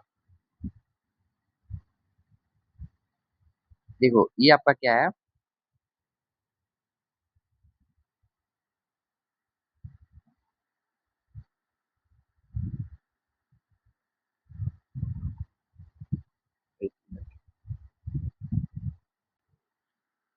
चलो देखो, ये आपका क्या है, प्रोकैरियोटिक सेल का क्या है फिगर है, क्या है फिगर है। एक एक करके फिगर देखते हैं क्या क्या है। देखो प्रोकैरियोटिक सेल में क्या होगा, इधर देखो, प्रोकैरियोटिक सेल में ना 3 लेयर होगा। जैसे प्लांट सेल है ना, उसमें 2 लेयर होता है। प्लांट सेल में सेल वॉल होता है, उसके बाद प्लाज्मा मेम्ब्रेन होता है ना। बट इसमें क्या होगा, 3 लेयर होता है। सबसे जो आउटर वाला है, ये वाला आउटर लेयर, उसके बाद उसके बाद वाला लेयर, उसके बाद वाला लेयर, है ना। तो सबसे जो आउटर लेयर है, इसको बोलते हैं ग्लाइकोकैलिक्स, बोलते हैं क्या बोलते हैं, ग्लाइकोकैलिक्स। सबसे आउटर लेयर क्या होगा आपका, सबसे जो आउटर लेयर है उसको बोलते हैं ग्लाइकोकैलिक्स। क्या बोलेंगे, ग्लाइकोकैलिक्स, ग्लाइकोकैलिक्स क्या बोलेंगे, सबसे आउटर लेयर ग्लाइकोकैलिक्स। अब ग्लाइकोकैलिक्स उसके बाद जो लेयर होगा उसको बोलेंगे सेल वॉल। क्या बोलेंगे, सेल वॉल। उसके बाद वाला लेयर क्या बोलते हैं, सेल वॉल, सेल वॉल, है ना। क्या बोलते हैं उसको, सेल वॉल बोलते हैं।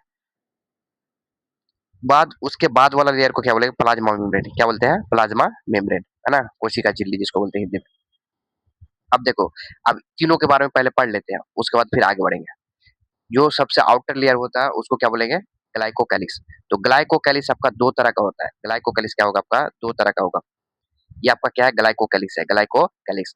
ग्लाइकोकैलिक्स अगर ये लेयर अगर लूज हो, क्या हो, लूज हो, ये लेयर अगर लूज हो तो उसको स्लाइम लेयर बोलेंगे। क्या बोलेंगे, स्लाइम लेयर। ये अगर लेयर लूज हो तो उसको क्या बोलते हैं, स्लाइम लेयर बोलते हैं, है ना। समझ में आया। अगर लूज हो तो क्या बोलेंगे उसको, ग्लाइकोकैलिक्स अगर लूज हो तो इसको स्लाइम लेयर बोलेंगे। क्या बोलेंगे, स्लाइम लेयर बोलेंगे। अगर ग्लाइकोकैलिक्स क्या हो, टफ हो और थिक हो तो उसको क्या बोलते हैं, कैप्सूल बोलते हैं। उसको क्या क्या बोलते हैं, कैप्सूल बोलते हैं। उसको अपन कैप्सूल बोलते हैं। समझ में आया। ठीक और टफ हो तो उसको क्या बोलेंगे, कैप्सूल बोलेंगे, है ना। और लूज हो तो उसको क्या बोलते हैं, स्लाइम लेयर बोलते हैं। क्या बोलते हैं, स्लाइम लेयर बोलते हैं। तो ग्लाइकोकैलिक्स दो टाइप का हो गया, एक स्लाइम लेयर, दूसरा हो गया कैप्सूल। कैप्सूल कब बोलेंगे, टफ और थिक हो तो कैप्सूल बोलेंगे, और लूज हो तो उसको क्या बोलेंगे, लूज हो तो क्या बोलेंगे, स्लाइम लेयर बोलेंगे। क्या बोलेंगे, स्लाइम लेयर हो गया। अब देखो, सेल वॉल, सेल वॉल का काम क्या है, सेल वॉल का काम ये सब उतना पूछेगा नहीं, फिर भी देख लो एनसीईआरटी में दिया हुआ है। प्रोवाइड शेप प्रोवाइड करेगा, क्या प्रोवाइड करता है, ये आपका शेप प्रोवाइड करता है, और क्या करता है, प्रिवेंट द कोलैप्सिंग और ब्रस्टिंग, मतलब फटने नहीं देगा और कोलैप्स करने नहीं देगा, कोलैप्स करने नहीं देगा, है ना। सिकुड़ने नहीं देगा, सिकुड़ने नहीं देगा और फटने नहीं देगा। यहाँ पे देखो लिखा हुआ है, आकार प्रदान करता है, मतलब शेप प्रोवाइड करता है, शेप प्रोवाइड करता है, शेप प्रोवाइड करता है, और क्या करता है कि कोशिका को यानी सेल को क्या सिकुड़ने नहीं देगा और फटने नहीं देगा, सिकुड़ने और फटने नहीं देगा। उसके बाद आता है प्लाज्मा मेम्ब्रेन। प्लाज्मा मेम्ब्रेन आपका इंपॉर्टेंट है। प्लाज्मा मेम्ब्रेन का काम क्या है, कोई भी सेल में प्लाज्मा मेम्ब्रेन ही डिसाइड करता है कि किसको आना है, किसको जाना है। सेल के अंदर किसको आना है, किसको जाना है, कौन डिसाइड करेगा, ये आपका प्लाज्मा मेम्ब्रेन। प्लाज्मा मेम्ब्रेन क्या करता है, सेल किसको आना है, किसको जाना है, ये कौन डिसाइड करता है, प्लाज्मा मेम्ब्रेन डिसाइड करता है, प्लाज्मा मेम्ब्रेन। इसीलिए इसको क्या बोलते हैं, सिलेक्टिवली परमेबल बोलते हैं। क्या बोलते हैं, selectively permeable membrane. Plasma membrane को क्या बोलते हैं, सिलेक्टिवली परमेबल मेम्ब्रेन बोलते हैं, सिलेक्टिवली परमेबल मेम्ब्रेन बोलते हैं। अब देखो, ये जो प्लाज्मा मेम्ब्रेन है ना, ये प्लाज्मा मेम्ब्रेन देखो, ये वाला स्ट्रक्चर को बोलते हैं ना, ये आपका सेल वाला है, ये आपका सेल वाला है। प्लाज्मा मेम्ब्रेन, इसका लेवलिंग थोड़ा गड़बड़ है। मेनली आपका प्लाज्मा मेम्ब्रेन कौन सा होता है, ये आपका ये वाला लेयर है ना, प्लाज्मा मेम्ब्रेन। अब प्लाज्मा मेम्ब्रेन होता क्या है, देखो, ये क्या आपका प्लाज्मा मेम्ब्रेन, माने चलो ये प्लाज्मा मेम्ब्रेन है। ये क्या होता है, इनर फोल्डिंग हो जाता है, इनर फोल्डिंग, इसको क्या बोलते हैं, इनर फोल्डिंग, इनर फोल्डिंग, है ना। इनर फोल्डिंग यहाँ पे हो गया है, इधर आके देखो, इधर इधर इनर फोल्डिंग हो गया। तो इसको बोलते हैं, जो इनर फोल्डिंग से स्ट्रक्चर बनता है ना, उसको मेसोसोम बोलते हैं। क्या बोलते हैं, मेसोसोम। ये वाला स्ट्रक्चर आपका मेसोसोम का है, क्या है, ये वाला स्ट्रक्चर आपका मेसोसोम का है। क्या बोलते हैं इसको, मेसोसोम बोलते हैं। क्या बोलते हैं, मेसोसोम, बहुत इंपॉर्टेंट है, मेसोसोम, मेसोसोम। अब मेसोसोम का काम क्या है, मेसोसोम, पहला क्वेश्चन आएगा कि मेसोसोम किससे बनता है। मेसोसोम आपका प्लाज्मा मेम्ब्रेन से बनता है। किससे बनता है आपका, मेसोसोम आपका प्लाज्मा मेम्ब्रेन से बनता है।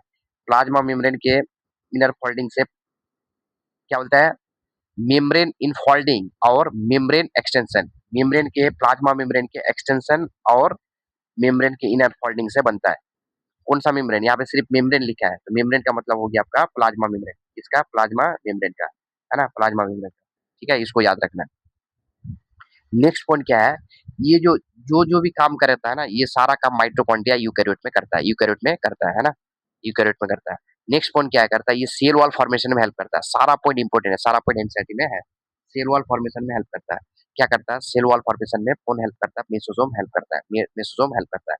डीएनए रेप्लिकेशन में हेल्प करता है, डीएनए रेप्लिकेशन में हेल्प करता है, डीएनए रेप्लिकेशन में भी हेल्प करता है, डिस्ट्रीब्यूशन में भी हेल्प करता है, डीएनए रेप्लिकेशन और डिस्ट्रीब्यूशन में हेल्प करता है।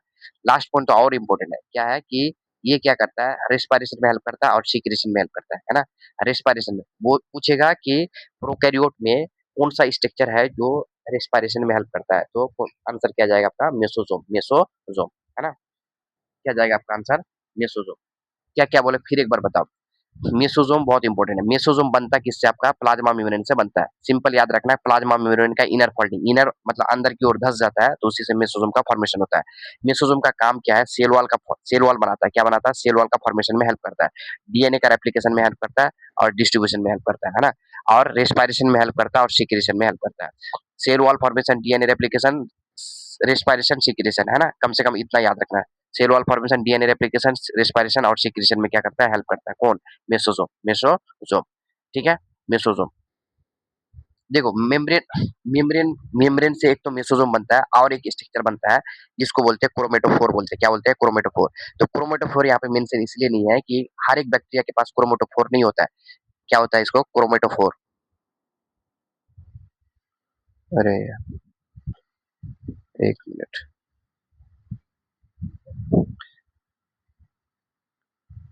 क्या बोलेंगे, क्रोमेटोफोर, क्रोमेटोमेटोफोर, क्या बोलेंगे, क्रोमेटोफोर। क्रोमेटोफोर क्या होता है, क्रोमेटोफोर के पास क्या होता है, पिगमेंट होता है ना। यहाँ पे लिख देते हैं बट आगे लिखा हुआ है। इसके पास क्या होगा आपका, इसके पास आपका होता है पिगमेंट होता है। क्या होता है, पिगमेंट, पिगमेंट होता है। क्रोमेटोफोर के पास क्या होता है, पिगमेंट होता है। और ये पिगमेंट क्या करता है, क्या हो गया,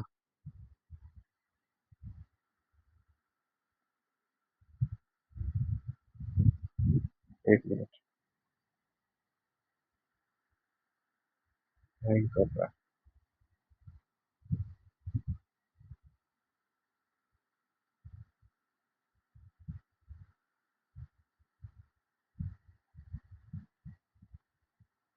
सब तो काम कर रहा है।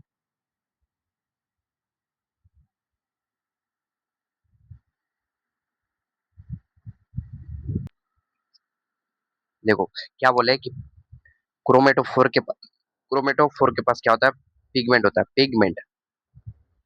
और ये पिगमेंट क्या करता है, फोटोसिंथेसिस में हेल्प करता है।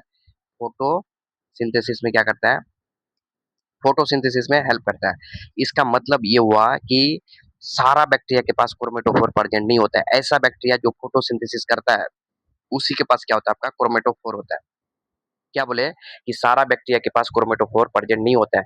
ऐसा बैक्टीरिया जो फोटोसिंथेसिस करता है उसी के पास क्या होगा, आपका क्रोमेटोफोर होगा, क्रोमेटोफोर होगा। जैसे एनसीईआरटी में एक एग्जांपल दिया आपका, blue green algae, blue green algae, ये आपका क्या बैक्टीरिया है ना। इसके पास क्या होता है, आपका क्रोमेटोफोर होता है, क्रोमेटोफोर होता है ना।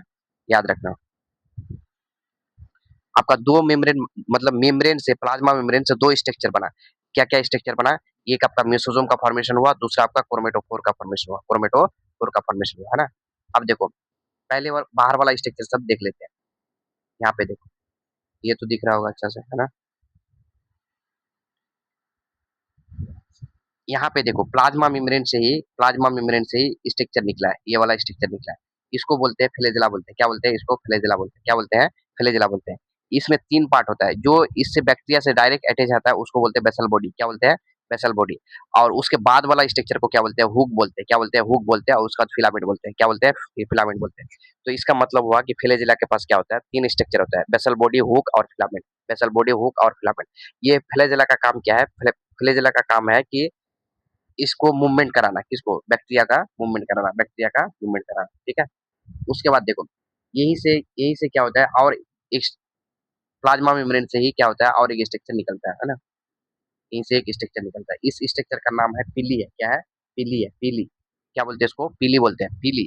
पीली का शेप इंपॉर्टेंट है, क्या कैसा शेप है, पीली का शेप आपका इलोंगेटेड ट्यूबुलर, इलोंगेटेड होगा, है ना। इलोंगेटेड और ट्यूब लाइक स्ट्रक्चर दिख रहा है ना, ट्यूब लाइक स्ट्रक्चर दिख रहा है ना आपको। इलोंगेटेड होगा और ट्यूब लाइक होगा, कैसा होगा, ट्यूब लाइक होगा, है ना। हेल्प क्या करता है, ये जेनेटिक कॉम्बिनेशन में हेल्प करता है, जेनेटिक कॉम्बिनेशन में हेल्प करता है। और दूसरा पॉइंट याद रखना है कि पीली क्या करता है, रिप्रोडक्शन में हेल्प करता है। लिखना है तो लिख लो, है ना, रिप्रोडक्शन में भी हेल्प करता है, रिप्रोडक्शन में पीली हेल्प करता है। उसके बाद एक स्ट्रक्चर है फिम्ब्रिया। क्या है? फिम्ब्रिया। फिम्ब्रिया। फिम्ब्रिया क्या है? फिम्ब्रिया हेयर लाइक स्ट्रक्चर होता है। कैसा होता है? देखो यहाँ पे देखो, यहाँ पे क्या आपका हेयर लाइक स्ट्रक्चर होता है। हेयर लाइक स्ट्रक्चर तो पतला पतला रहता है। इसका काम क्या है? इसका काम है कि बैक्टीरिया को किसी के साथ जुड़ना है, अटैच होना है ना? तो ये फिम्ब्रिया क्या करता है? हेल्प करता है। क्या करता है? हेल्प करता है। और इसका शेप कैसा होता है? ब्रिस्टल लाइक होता है। कैसा होता है? ब्रिस्टल लाइक होता है। इसका शेप आपका ब्रिस्टल लाइक होगा। बहुत इंपॉर्टेंट पॉइंट है, एनसीईआरटी का पॉइंट है, ब्रिस्टल लाइक होता है। और हेल्प करता है, किसमें हेल्प करता है? Attachment of rock and host tissue. मतलब रॉक में अगर अटैच होना है उसको ना, तो कौन हेल्प करेगा? फिम्ब्रिया हेल्प करेगा। किसमें? फिम्ब्रिया। याद रखना कि पीली और फिम्ब्रिया ये मोटिलिटी में हेल्प नहीं करता है। ये दोनों स्ट्रक्चर क्या आपका मोटिलिटी में हेल्प नहीं करता, मोटिलिटी में हेल्प नहीं करता। मोटिलिटी क्या बोल दिए? बोले कि फिब्रिया और पीली ये आपका मोटिलिटी में हेल्प नहीं करता। मोटिलिटी में बैक्टीरिया को मोटिलिटी में मूवमेंट में हेल्प करता है कौन? फिब्रिया हेल्प करता है, सॉरी फ्लैजेला हेल्प करता है। फ्लैजेला हेल्प करता है, बट ये दोनों स्ट्रक्चर हेल्प नहीं करता। उसके बाद देखो, उसके बाद होता है इसके पास है ना, बैक्टीरिया के पास राइबोसोम होता है। क्या होता है? राइबोसोम। यहाँ पे अंदर क्या होता है आपका? राइबोसोम होता है। ये आपका क्या है? राइबोसोम है। राइबोसोम है। बैक्टीरिया के पास जो राइबोसोम होता है आपका कितना होता है? 17 होता है। क्या होता है? 17s होता है। 70 में भी दो यूनिट होता है। क्या होता है?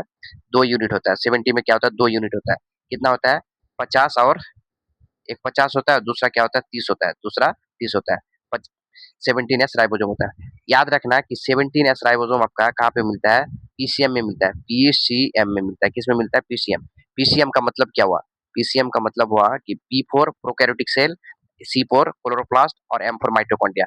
मतलब क्लोरोप्लास्ट माइटोकॉन्ड्रिया में भी 17s राइबोसोम पाया जाता है ना? लिख लो PCM. PCM. P for prokaryotic cell में 17s राइबोसोम होता है।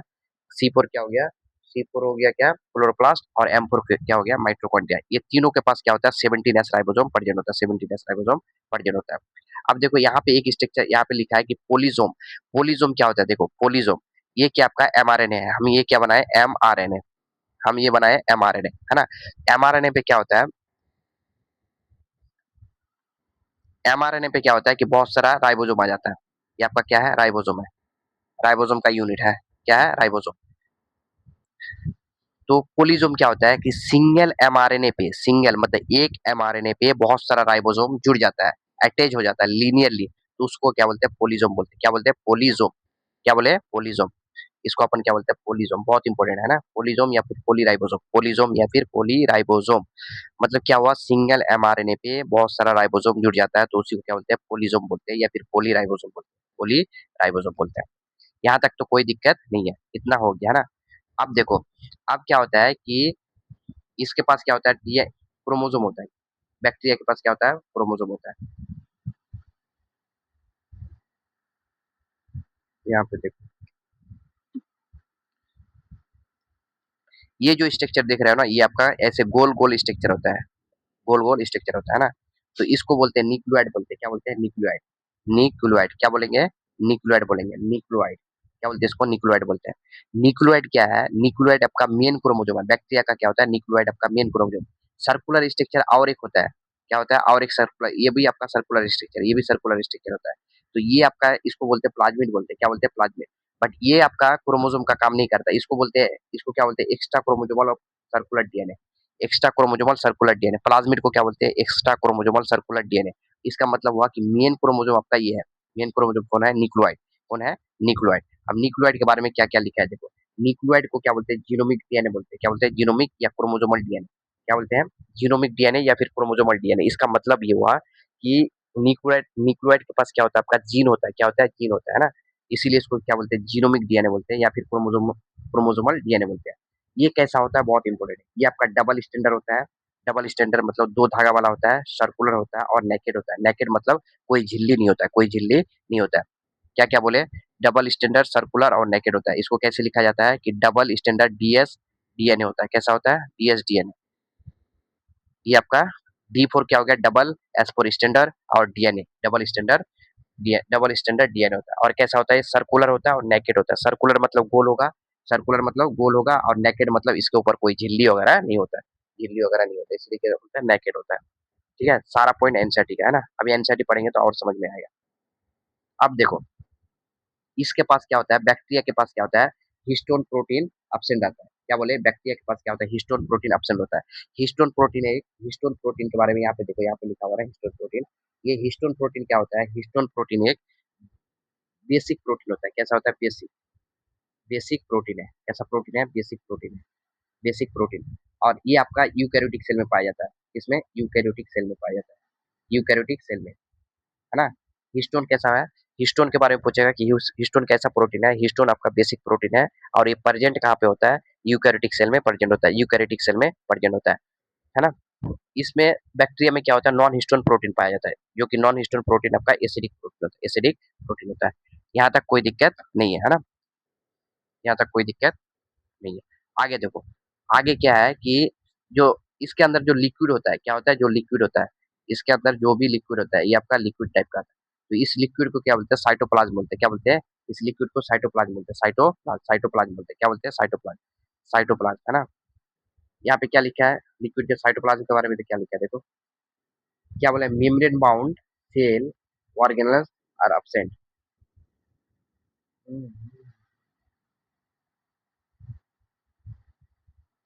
मतलब साइटोप्लाज्म में, मतलब साइटो इसका जो प्रोकैरियोटिक सेल का साइटोप्लाज्म में membrane bound cell organelles, membrane bound कोई भी cell organelles, mitochondria, endoplasmic reticulum, lysosome, ये सब प्रेजेंट नहीं होता है, ये सब प्रेजेंट नहीं होता है ना, ये सब प्रेजेंट नहीं होता है।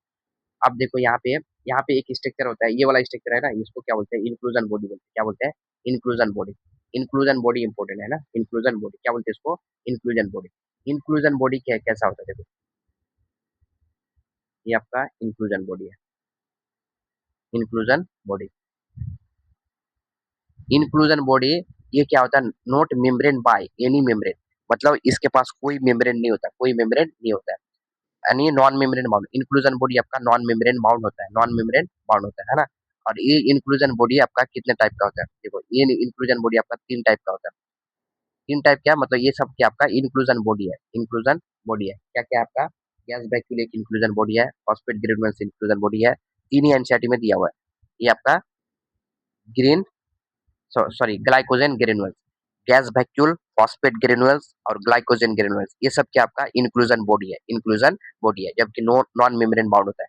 इंक्लूजन बॉडी का मतलब क्या हुआ कि इंक्लूजन बॉडी में क्या होता है, जो भी बैक्टीरिया का जो वेस्ट प्रोडक्ट है सब इंक्लूजन बॉडी में आके स्टोर होता है, इंक्लूजन बॉडी में आके स्टोर होता है, वेस्ट प्रोडक्ट को स्टोर करता है ना, याद रखना।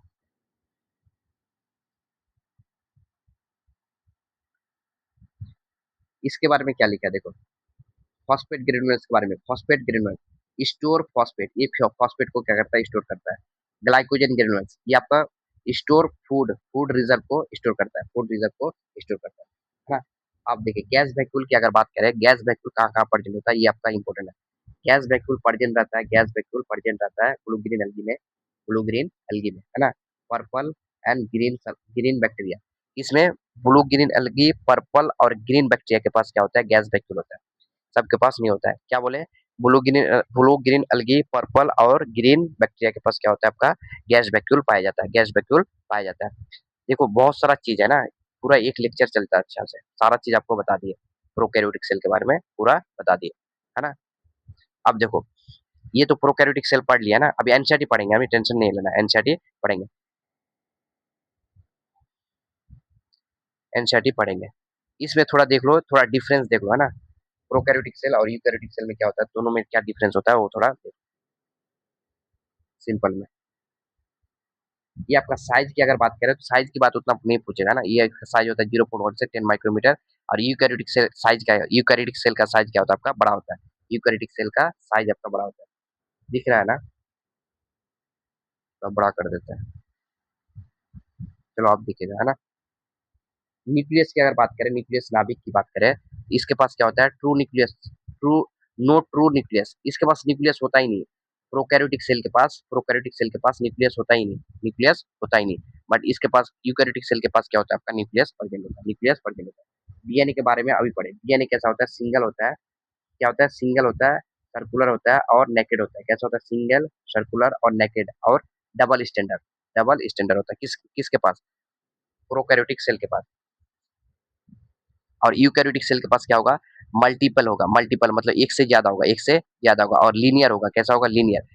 इसमें आपका सर्कुलर डीएनए होता है, इसमें आपका सर्कुलर डीएनए होता है ना, ये आपका सर्कुलर डीएनए, और इसमें क्या होगा आपका लीनियर डीएनए, ऐसा इस टाइप का डीएनए होता है, लीनियर होता है, कैसा होता है लीनियर डीएनए।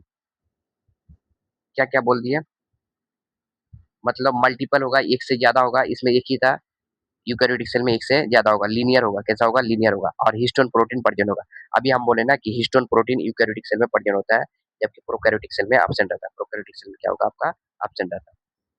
अब membrane bound organelles, membrane bound organelles किसके, मेम्ब्रेन बाउंड ऑर्गेनल्स मतलब mitochondria, endoplasmic reticulum, lysosome, vacuole, ये सब कुछ प्रेजेंट नहीं होगा किसमें, प्रोकैरियोटिक सेल में एब्सेंट रहता है, सारा चीज एब्सेंट रहेगा, बट यूकैरियोटिक सेल में प्रेजेंट रहता है। जैसे मेम्ब्रेन बाउंड ऑर्गेनल्स कौन सा हो गया, mitochondria, endoplasmic reticulum, Golgi body, lysosome, ये सारा आपका प्रेजेंट रहता है, सारा प्रेजेंट रहता है। राइबोसोम, राइबोसोम के बारे में अभी क्या बोले कि राइबोसोम 17S राइबोसोम होता है, किसमें 17S राइबोसोम पाया जाता है आपका, 17S राइबोसोम आपका प्रोकैरियोटिक सेल में होता है। हम बोले कि 17S राइबोसोम आपका पीसीएम में होता है, किसमें होता है पीसीएम में, पीसीएम में मतलब प्रोकैरियोटिक सेल, क्लोरोप्लास्ट और माइटोकॉन्ड्रिया में होता है। और इसमें जनरली इसका जो यूकैरियोटिक सेल है, यूकैरियोटिक सेल का जो साइटोप्लाज्म होता है, यूकैरियोटिक सेल का साइटोप्लाज्म, इसमें 18S राइबोसोम होता है, कितना होता है 18S राइबोसोम होता है। और माइटोकॉन्ड्रिया में और क्लोरोप्लास्ट में अगर बोलेगा कि माइटोकॉन्ड्रिया, माइटोकॉन्ड्रिया और प्लस क्लोरोप्लास्ट, ये दोनों में यूकैरियोटिक सेल में मिलता है ना माइटोकॉन्ड्रिया और क्लोरोप्लास्ट, इसके अंदर जो राइबोसोम होता है 17S होता है, कितना होता है 17S राइबोसोम, 17S राइबोसोम होता है। सारा पॉइंट इंपॉर्टेंट है ना, सारा पॉइंट क्या आपका इंपॉर्टेंट है।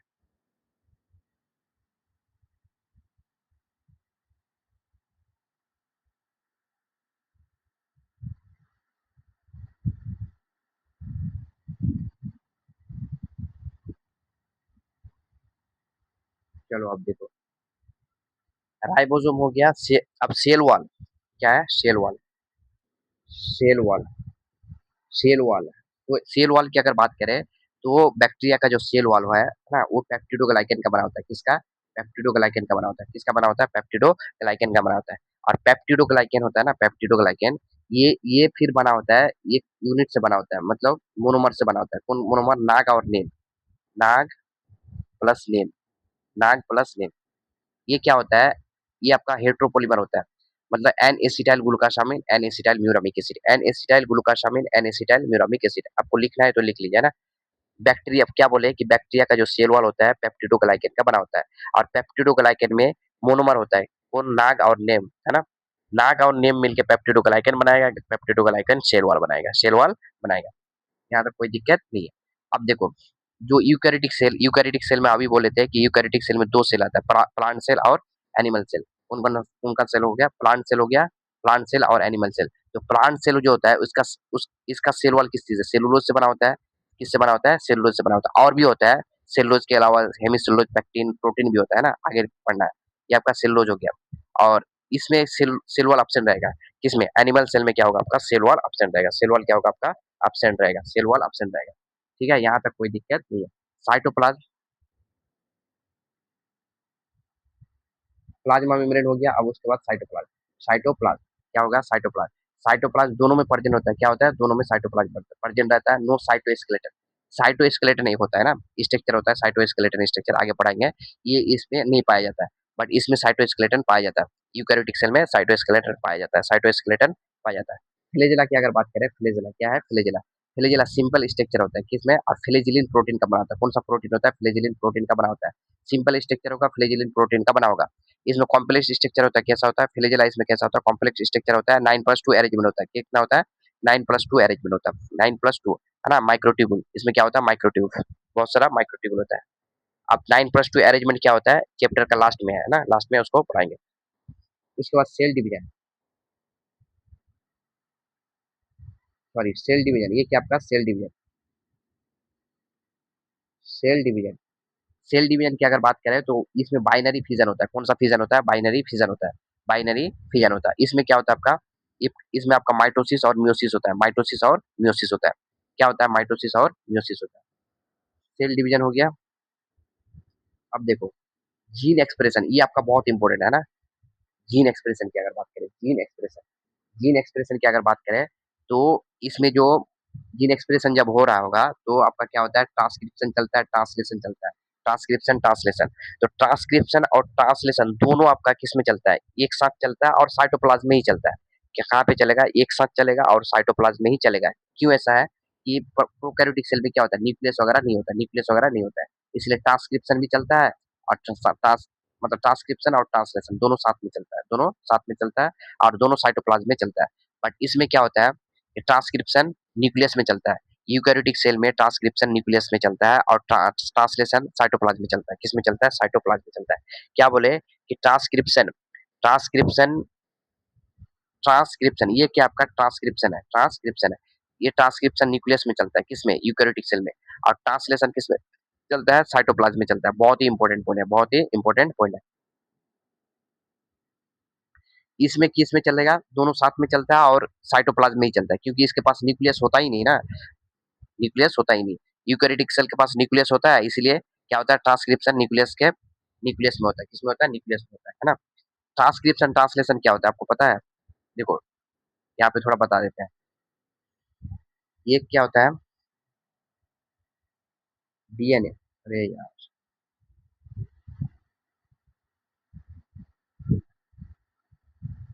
देखो क्या होता है डीएनए, क्या होता है डीएनए, डीएनए से क्या बनता है आपका, क्या होता है डीएनए,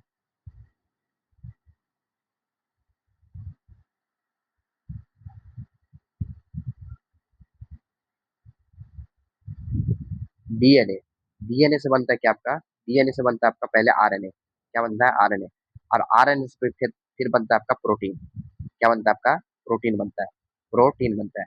तो डीएनए से आरएनए बनाना, तो इस प्रोसेस को बोलते हैं ट्रांसक्रिप्शन, क्या बोलते हैं, ट्रांस ट्रांसक्रिप्शन, क्या बोलते हैं, क्रिप्शन, इसको बोलते हैं ट्रांसक्रिप्शन, है ना। और इस प्रोसेस को बोलते हैं ट्रांसलेशन, इस प्रोसेस को क्या बोलते हैं, ट्रांसलेशन बोलते हैं,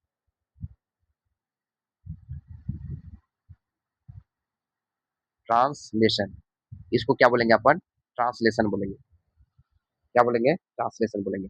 ट्रांसक्रिप्शन में मतलब ट्रांसक्रिप्शन से क्या बनता है आपका, ट्रांसक्रिप्शन से आरएनए बनता है, और ट्रांसलेशन से क्या बनता है आपका, प्रोटीन बनता है, क्या बनता है, प्रोटीन बनता है ना। और डीएनए से डीएनए बनता है, अगर डीएनए से क्या बना, अगर डीएनए से क्या बन रहा है, डीएनए बन रहा है, मतलब एक डीएनए से दूसरा डीएनए बना रहा है, तो इस प्रोसेस को रेप्लिकेशन बोलते हैं, क्या बोलते हैं, इस प्रोसेस को रेप्लिकेशन बोलते हैं, रेप्लिकेशन बोलते हैं। ये तीनों चीज आपका इंपॉर्टेंट है, तीनों चीज आपका इंपॉर्टेंट है, तीनों चीज क्या आपका इंपॉर्टेंट है। तो हम यहाँ पे नंबरिंग करते हैं, देखो ये आपका एक नंबर,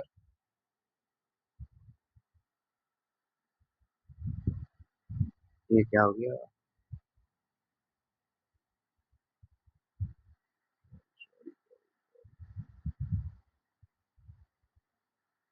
देखो ये नंबर, बी नंबर,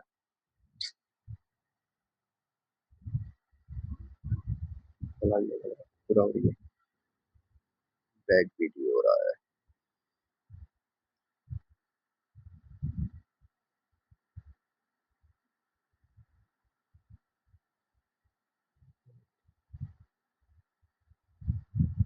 हाँ हो गया सर, हाँ हाँ हो गया हो गया। क्या बोल रहे थे, ये आपका ए नंबर है, ये देखो, ये नंबर हो गया, ये आपका बी नंबर हो गया, और ये आपका सी नंबर हो गया, ये आपका क्या है, सी नंबर है। तो अभी हम क्या बोले कि प्रोकैरियोटिक सेल है, इसी लिख दिया, ये आपका प्रोकैरियोटिक सेल। तो प्रोकैरियोटिक सेल में बी और सी, बी सी ये मतलब तीनों क्या होगा, तीनों आपका साइटो में चलेगा, क्योंकि न्यूक्लियस होता है नहीं, साइटोप्लाज्म में चलता है, साइटोप्लाज्म, तीनों आपका कहाँ पे चलेगा, साइटोप्लाज्म में चलेगा, साइटोप्लाज्म में चलेगा। लेकिन यूकैरियोटिक सेल में, eukaryotic cell, you see eukaryotic cell, eukaryotic cell में क्या होता है कि न्यूक्लियस में आपका न्यूक्लियस एन फोर न्यूक्लियस है, एन फोर क्या आपका न्यूक्लियस, न्यूक्लियस में आपका ए नंबर और बी नंबर चलता है, ये नंबर बी नंबर मतलब रेप्लिकेशन और रेप्लिकेशन और ट्रांसक्रिप्शन, और बचा क्या आपका लास्ट वाला ट्रांसलेशन, ट्रांसलेशन ये आपका साइटोप्लाज्म में चलता है, साइटोप्लाज्म में आपका सी चलता है, मतलब ट्रांसलेशन चलता है, याद हो जाएगा। यूकैरियोटिक सेल में ट्रांसक्रिप्शन रेप्लिकेशन न्यूक्लियस के अंदर, और साइटोप्लाज्म में आपका ट्रांसलेशन मतलब ये समझे कि साइटोप्लाज्म में प्रोटीन बनेगा, साइटोप्लाज्म में क्या बनेगा, प्रोटीन बनेगा। और न्यूक्लियस के अंदर क्या बनता है, न्यूक्लियस के अंदर आरएनए बनता है, न्यूक्लियस के अंदर क्या बनता है आपका, आरएनए बनता है और डीएनए बनता है, डीएनए बनता है। ठीक है, आगे बढ़े।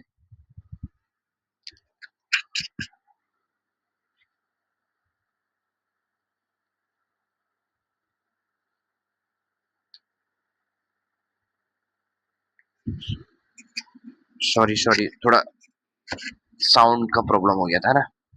एक बार फिर बता देते हैं, क्या बोले कि जो प्रोकैरियोटिक सेल है ना, प्रोकैरियोटिक सेल में आपका रेप्लिकेशन, ट्रांसक्रिप्शन और ट्रांसलेशन तीनों चलता है, तीनों चलता है साइटोप्लाज्म में ही, साइटोप्लाज्म में ही, है ना, कोई दिक्कत नहीं है। अब देखो, अब यूकैरियोटिक सेल, ये आपका क्या है, यूकैरियोटिक सेल। तो यूकैरियोटिक सेल का न्यूक्लियस में आपका ए और बी चलता है, ए और बी मतलब रेप्लिकेशन होता है और ट्रांसक्रिप्शन होता है। इसका मतलब ये हुआ कि डीएनए बनता है और आरएनए बनता है आपका न्यूक्लियस के अंदर यूकैरियोटिक सेल में। और प्रोटीन जो बनता है, प्रोटीन आपका कहाँ पे बनता है, साइटोप्लाज्म में बनता है। कहाँ पे बनता है, साइटोप्लाज्म। सी आपका साइटोप्लाज्म मतलब ट्रांसलेशन आपका साइटोप्लाज्म में होता है, साइटोप्लाज्म में होता है। ठीक है, साइटोप्लाज्म में होता है। पूरा डिटेल से बहुत अच्छा से बता दिए आपको, है ना, पूरा। अब देखो, यहाँ तक तो हो गया है ना, यहाँ तक हो गया, कोई दिक्कत नहीं।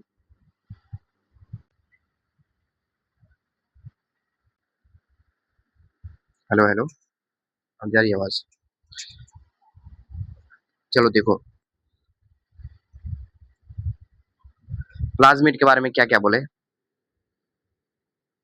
प्लाज्मिड कैसा होता है आपका, एक्स्ट्रा क्रोमोसोम ऑफ डीएनए होता है ना, एक्स्ट्रा क्रोमोसोम ऑफ डीएनए होता है। अब आगे देखो, आगे क्या है कि prokaryotic have something unique in the form of inclusion, inclusion body के बारे में, specialise difference from cell membrane called mesosome. क्या बोला है कि स्पेशलाइज डिफरेंशिएट सेल मेम्ब्रेन, एक बोले थे ना कि सेल मेम्ब्रेन डिफरेंशिएट करके एक स्ट्रक्चर बनाता है जिसका नाम है mesosome. Mesosome is the characteristic of prokaryotic. Mesosome है ना, ये आपका क्या है, कैरेक्टरिस्टिक ऑफ प्रोकैरियोटिक। मतलब मेसोसोम यूकैरियोटिक सेल में प्रेजेंट नहीं होता है, पाया ही नहीं जाता है, सिर्फ कहाँ पे मिलता है आपका, प्रोकैरियोटिक सेल में पाया जाता है। They are essential, they are essentially infolding of plasma membrane. आपका प्लाज्मा मेम्ब्रेन के इनफोल्डिंग से बनता है, इनफोल्डिंग से क्या होता है आपका, बनता है।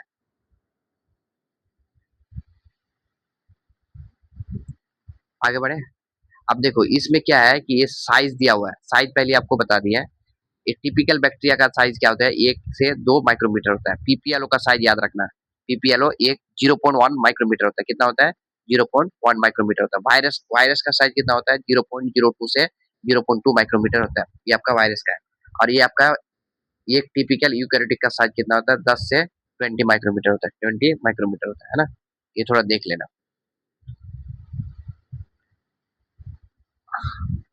अब क्या है आपका, सेल इनवलप मॉडिफिकेशन। अब देखो सिर्फ पढ़ना है, सारा चीज पहले आपको बता चुके हैं। हम क्या बोले कि सेल इनवलप, सेल इनवलप मतलब कि जो बैक्टीरिया में जो सेल, बैक्टीरिया का जो लेयर होता है 3 होता है। कि क्या होता है, 3 लेयर होता है। सबसे ऊपर वाला लेयर को क्या बोलते हैं, ग्लाइकोकैलिस। उसके बाद सेल वॉल, सबसे ऊपर वाला को ग्लाइकोकैलिस, उसके बाद सेल वॉल, उसके बाद क्या बोलते हैं, प्लाज्मा मेम्ब्रेन बोलते हैं। क्या बोलते हैं, प्लाज्मा मेम्ब्रेन, है ना, plasma membrane. Most of the prokaryotic cell, the particularly bacterial cell, the chemically complex, क्या होता है, केमिकली कॉम्प्लेक्स सेल इनवलप होता है ना, कॉम्प्लेक्स सेल इनवलप होता है। टाइटली बॉन्डेड 3 लेयर स्ट्रक्चर होता है। कितना लेयर स्ट्रक्चर होता है, 3 लेयर स्ट्रक्चर होता है, 3 लेयर स्ट्रक्चर होता है। सबसे आउटर वाला को क्या बोलते हैं, सबसे जो आउटर होता है, सबसे आउटर होता है उसको क्या बोलते हैं, ग्लाइकोकैलिक्स बोलते हैं, है ना। उसके बाद क्या होता है, सेल वॉल बोलते हैं। उसके बाद क्या बोलते हैं, सेल वॉल, ग्लाइकोकैलिक्स, उसके बाद सेल वॉल, उसके बाद प्लाज्मा मेम्ब्रेन।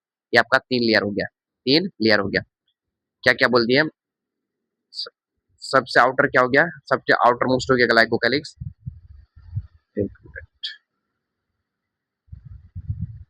ग्लाइकोकैलिक्स हो गया। दूसरा क्या हो गया, सेल वॉल, उसके बाद प्लाज्मा मेम्ब्रेन, सेल वॉल उसके बाद प्लाज्मा मेम्ब्रेन, प्लाज्मा मेम्ब्रेन।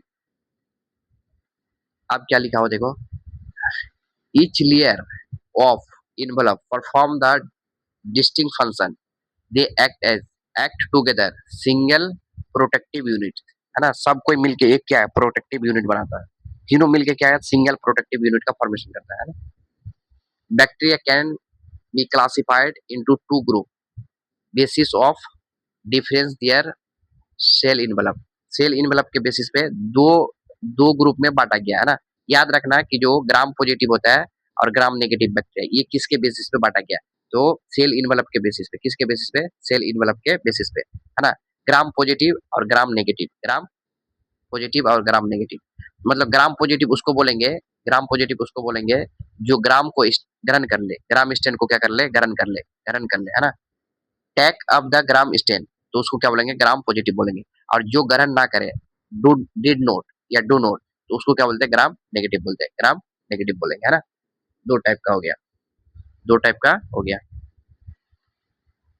आप बोले थे, हम क्या बोले थे कि जो ग्लाइकोकैलिस होता है वो दो तरह का होगा। ग्लाइकोकैलिस आपका दो तरह का ग्लाइकोकैलिस होता है। ये ग्लाइकोकैलिस अगर लूज शीट हो, कैसा सूत हो, अगर लूज शीट हो तो उसको बोले थे स्लाइम लेयर। अगर ग्लाइकोकैलिस कैसा हो, लूज हो, कैसा हो, लूज हो, तो उसको क्या बोलेंगे, स्लाइम लेयर बोलेंगे। क्या बोलेंगे, स्लाइम लेयर बोलेंगे। अगर ग्लाइकोकैलिस कैसा हो, थिक हो और टफ हो, कैसा हो, थिक हो और टफ हो, तो उसको क्या बोलेंगे, कैप्सूल बोलेंगे। क्या बोलेंगे, कैप्सूल बोलेंगे। उसको कैप्सूल बोलेंगे। क्या बोलेंगे, कैप्सूल बोलेंगे।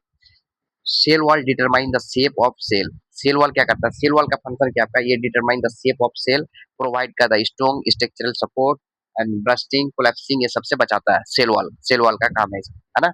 कोलैप्स होने नहीं देगा, मतलब फटने नहीं देगा cell wall.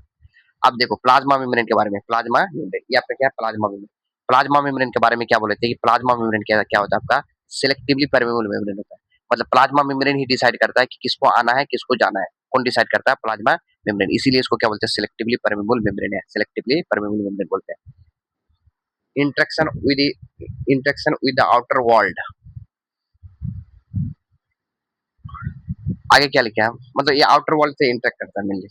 The membrane of the similar structure to that eukaryote. ये जो प्लाज्मा मेम्ब्रेन किसमें, यूकैरियोटिक में भी क्या होता है, सेम होता है।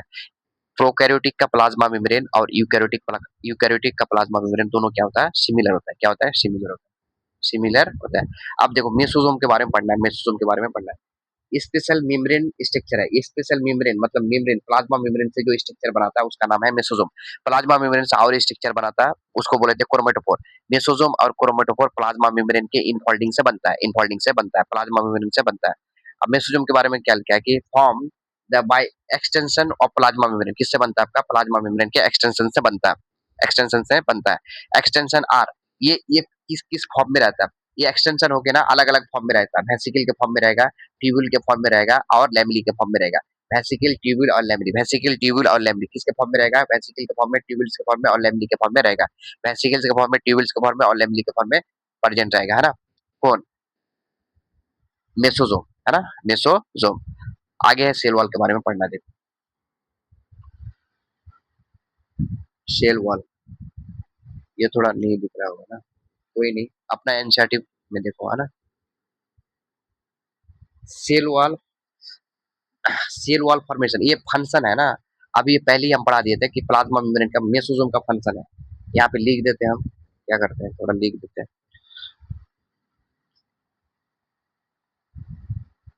अरे यार क्या हो गया,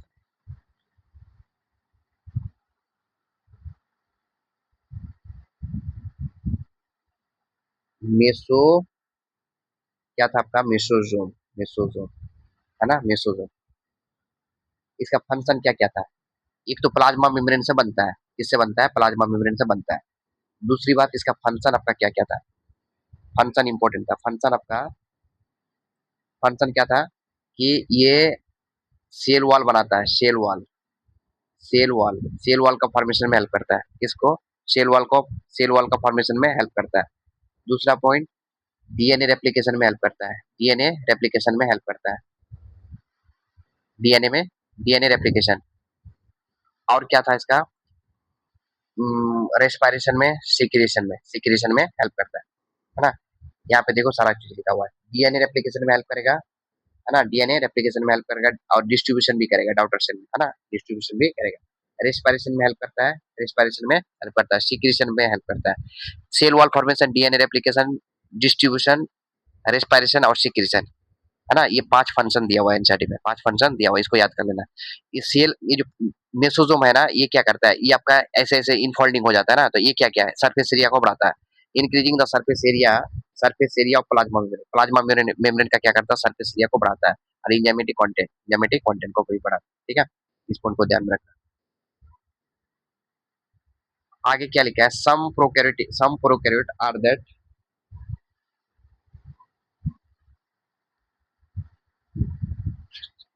क्या बोल रहा है कि कुछ प्रोकैरियोट में, मतलब सब सब हम क्या बोले थे कि और एक मेम्ब्रेन से बनता है स्ट्रक्चर, जिसको क्रोमेटोफोर बोलते हैं।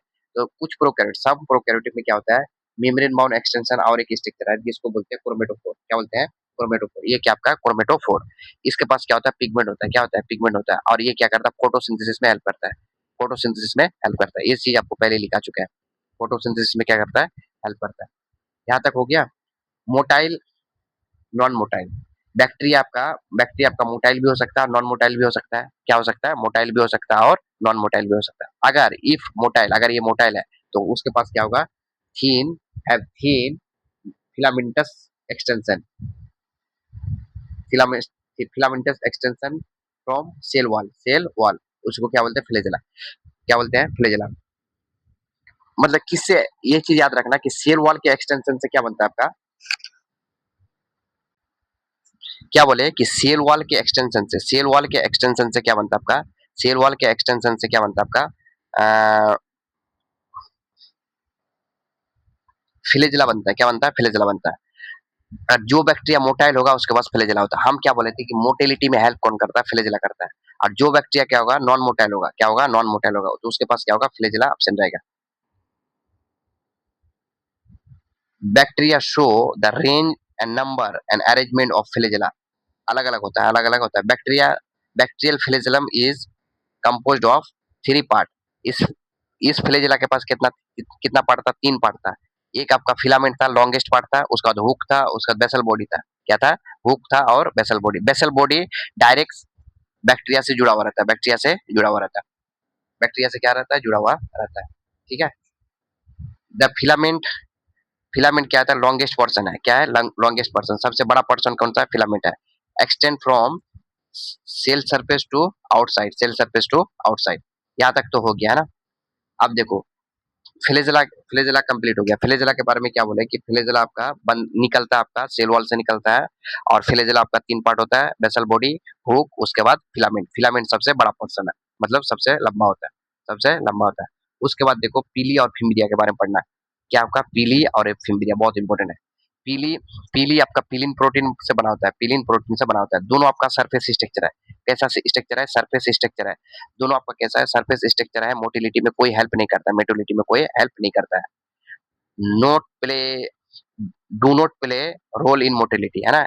Do not play role in motility, मतलब मोटिलिटी में हेल्प नहीं करेगा। मोटिलिटी में हेल्प कौन करता है? फ्लैजेला करता है।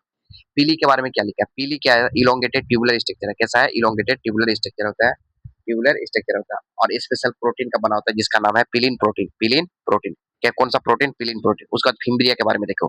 फिम्ब्रिया के बारे में, फिम्ब्रिया कैसा है? फिम्ब्रिया कैसा होता है? स्मॉल ब्रिस्टल लाइक होता है। इसका शेप कैसा होता है? Small bristle like. और पीली का कैसा है? Elongated tubular like. इसका small bristle like fibre structure होता है ना? और ये क्या करता है? Supporting out of cell, support में हेल्प करता है, मतलब बैक्टीरिया को किसी चीज से अटैच करने में मदद करता है, अटैच करने में मदद करता है। Some cell of bacteria, they are known to help attach to bacteria to rock और होस्ट टिश्यू। मतलब रॉक के साथ बैक्टीरिया को अटैच करना है ना, तो कौन हेल्प करता है? फिम्ब्रिया हेल्प करेगा, है ना? और किसमें हेल्प करेगा? Also to the host tissue, कोई भी होस्ट टिश्यू है उसके साथ बैक्टीरिया जुड़ेगा तो हेल्प करेगा फिम्ब्रिया। फिम्ब्रिया का काम समझ में आ गया ना? अब देखो, अब क्या है? राइबोसोम और इंक्लूजन बॉडी के बारे में पढ़ना है। राइबोसोम, राइबोसोम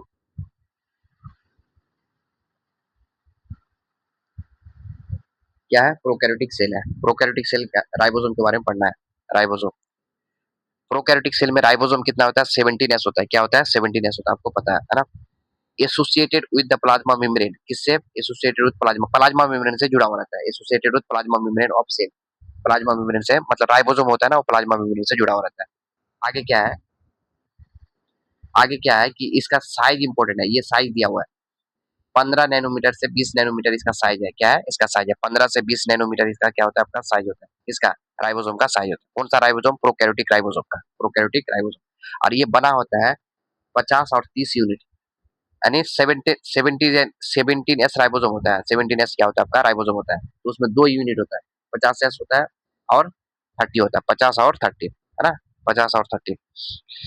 अब राइबोसोम के बारे में आपको पता है कि ये क्या करता है, प्रोटीन सिंथेसिस में हेल्प करता है। क्या करता है, प्रोटीन सिंथेसिस, प्रोटीन सिंथेसिस में क्या करता है, हेल्प करता है, हेल्प करता है। अब देखो एक होता है पोलिजोम, अभी हम बताए ना कि पोलिजोम क्या होता है, पोलिजोम, पोलिजोम या फिर पोलिजोम, पोलिजोम या फिर पोलीराइबोसोम, पोलीराइबोसोम या फिर पोलिसोम। हम क्या बोले कि पोलिसोम या पोलीराइबोसोम उसको बोलते हैं कि एक एक एमआरएनए पे क्या होता है, एक एमआरएनए, ये आपका क्या है एमआरएनए है ना, ये क्या आपका एमआरएनए, इसमें बहुत सारा राइबोसोम जुड़ जाता है, बहुत सारा राइबोसोम जुड़ जाता है, मतलब सिंगल एमआरएनए पे बहुत सारा राइबोसोम जुड़ जाता है, तो उसको क्या बोलते हैं, पोलिसोम बोलते हैं। देखो क्या लिखा है, the site of protein synthesis, ये तो हो गया है ना। राइबोसोम, सेब्रल राइबोसोम, यहाँ पे क्या लिखा है सेब्रल, मतलब एक से ज्यादा, सेब्रल राइबोसोम में attach to the single mRNA, एक सिंगल एमआरएनए पे बहुत सारा राइबोसोम अटैच हो गया, उसी को एक चेन स्ट्रक्चर बना दिया, उसको क्या बोलते हैं पोलिसोम या फिर पोलीराइबोसोम, पोलीराइबोसोम या फिर पोलिसोम। आगे क्या लिखा है कि ribosome are the ribosome of a polysome the translate mRNA into protein. तो ये आपका ट्रांसलेट करके फिर क्या बना देगा, प्रोटीन बना देगा, क्या बना देगा, प्रोटीन बना देगा, प्रोटीन है ना। एमआरएनए से क्या बनता है आपका, प्रोटीन बनता है, प्रोटीन बनता है। अब देखो इंक्लूजन बॉडी, इंक्लूजन बॉडी,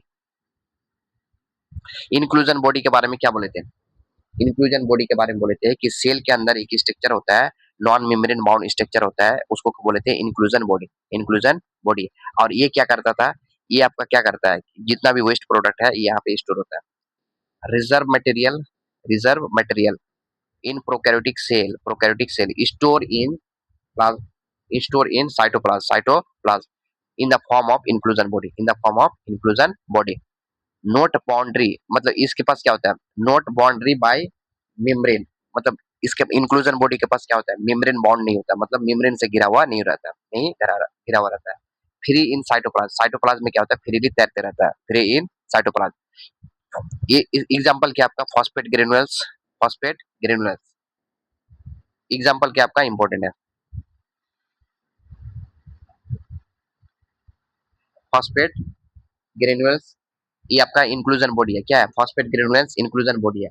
साइनोफॉस्फीन आपका इंक्लूजन ग्रेनुअल, मतलब इंक्लूजन बॉडी है, साइनोफॉस्फीन ग्रेनुअल्स। और ग्लाइकोजेन ग्रेनुअल्स, ग्लाइकोजेन ग्रेनुअल्स। ये एक आपका होता है गैस वैक्यूल, क्या होता है gas vacuole, gas vacuole. Gas vacuole के क्या होता है, गैस वैक्यूल, गैस वैक्यूल पाया कहाँ पे जाता है, फाउंड इन, फाउंड इन कहाँ पाया जाता है, blue green, blue green and purple green photosynthetic bacteria के पास क्या होता है आपका गैस वैक्यूल पाया जाता है, गैस वैक्यूल पाया जाता है। ठीक है, गैस वैक्यूल पाया जाता है, समझ में आया। फिर बोल रहे हैं इंक्लूजन बॉडी के बारे में। इंक्लूजन बॉडी, इंक्लूजन बॉडी क्या है, सेल मतलब इंक्लूजन बॉडी आपका पाया जाता है प्रोकैरियोटिक सेल के अंदर। इसमें क्या होता है, जो भी वेस्ट प्रोडक्ट वगैरह होता है सेल का वो स्टोर होता है इसमें इंक्लूजन बॉडी में। इसके पास कोई भी मेम्ब्रेन नहीं होता है, कोई भी मेम्ब्रेन, नॉन मेम्ब्रेन बाउंड होता है, क्या होता है, नॉन मेम्ब्रेन बाउंड होता है, कोई मेम्ब्रेन नहीं होता है। क्या बोले कि ये आपका नॉन मेम्ब्रेन बाउंड होता है, नॉन मेम्ब्रेन बाउंड होता है और फ्रीली इन साइटोप्लाज्म, साइटोप्लाज्म में तैरते रहता है, तैरते रहता है। ये कितने टाइप का है, एग्जांपल है, इंक्लूजन बॉडी का एग्जांपल है फॉस्फेट ग्रेनुअल्स, साइनोफॉस्फेट ग्रेनुअल्स और ग्लाइकोजेन ग्रेनुअल्स, ये सब क्या आपका इंक्लूजन बॉडी है, इंक्लूजन बॉडी। दूसरा आपका क्या है, गैस वैक्यूल। गैस वैक्यूल क्या होता है आपका, कहाँ पाया जाता है, blue green and purple green photosynthetic bacteria के पास क्या होता है आपका गैस वैक्यूल होता है, गैस वैक्यूल होता है। ठीक है, आज यहीं पे स्टॉप करते हैं, है ना। अच्छा खासा पढ़ लिया ना, पूरा प्रोकैरियोटिक खत्म कर दिए, सेल थ्योरी खत्म कर दिए, सेल का इंट्रोडक्शन खत्म कर दिए, सेल का साइज वगैरह सारा चीज कंप्लीट कर दिए। आगे क्या करेंगे, आगे एक लेक्चर में, एक या एक लेक्चर या फिर 2 लेक्चर में कंप्लीट कर देंगे, है ना। पूरा डिटेल पढ़ाया आपको, है ना, नोट्स भी पढ़ाए, दूसरी बात एनसीईआरटी भी पढ़ाया अच्छा से, है ना। तो इसी खुशी में क्या करना है, एक लाइक मारना है और दूसरा क्या कर देना है, चैनल को सब्सक्राइब करके रखना है ना। ठीक है, कंटिन्यू एनसीईआरटी सीरीज, ये आपका एनसीईआरटी सीरीज, एनसीईआरटी सीरीज डालते रहेंगे आपके लिए, है ना। ठीक है, नीट 2027 के लिए। ठीक है, फिर मिलते हैं। आई होप कि आपको लेक्चर बहुत अच्छा लगा होगा, है ना। कहीं अगर समझ में नहीं आए तो कमेंट करके बता सकते हैं आप, बिल्कुल। ठीक है, फिर बाय, टेक केयर।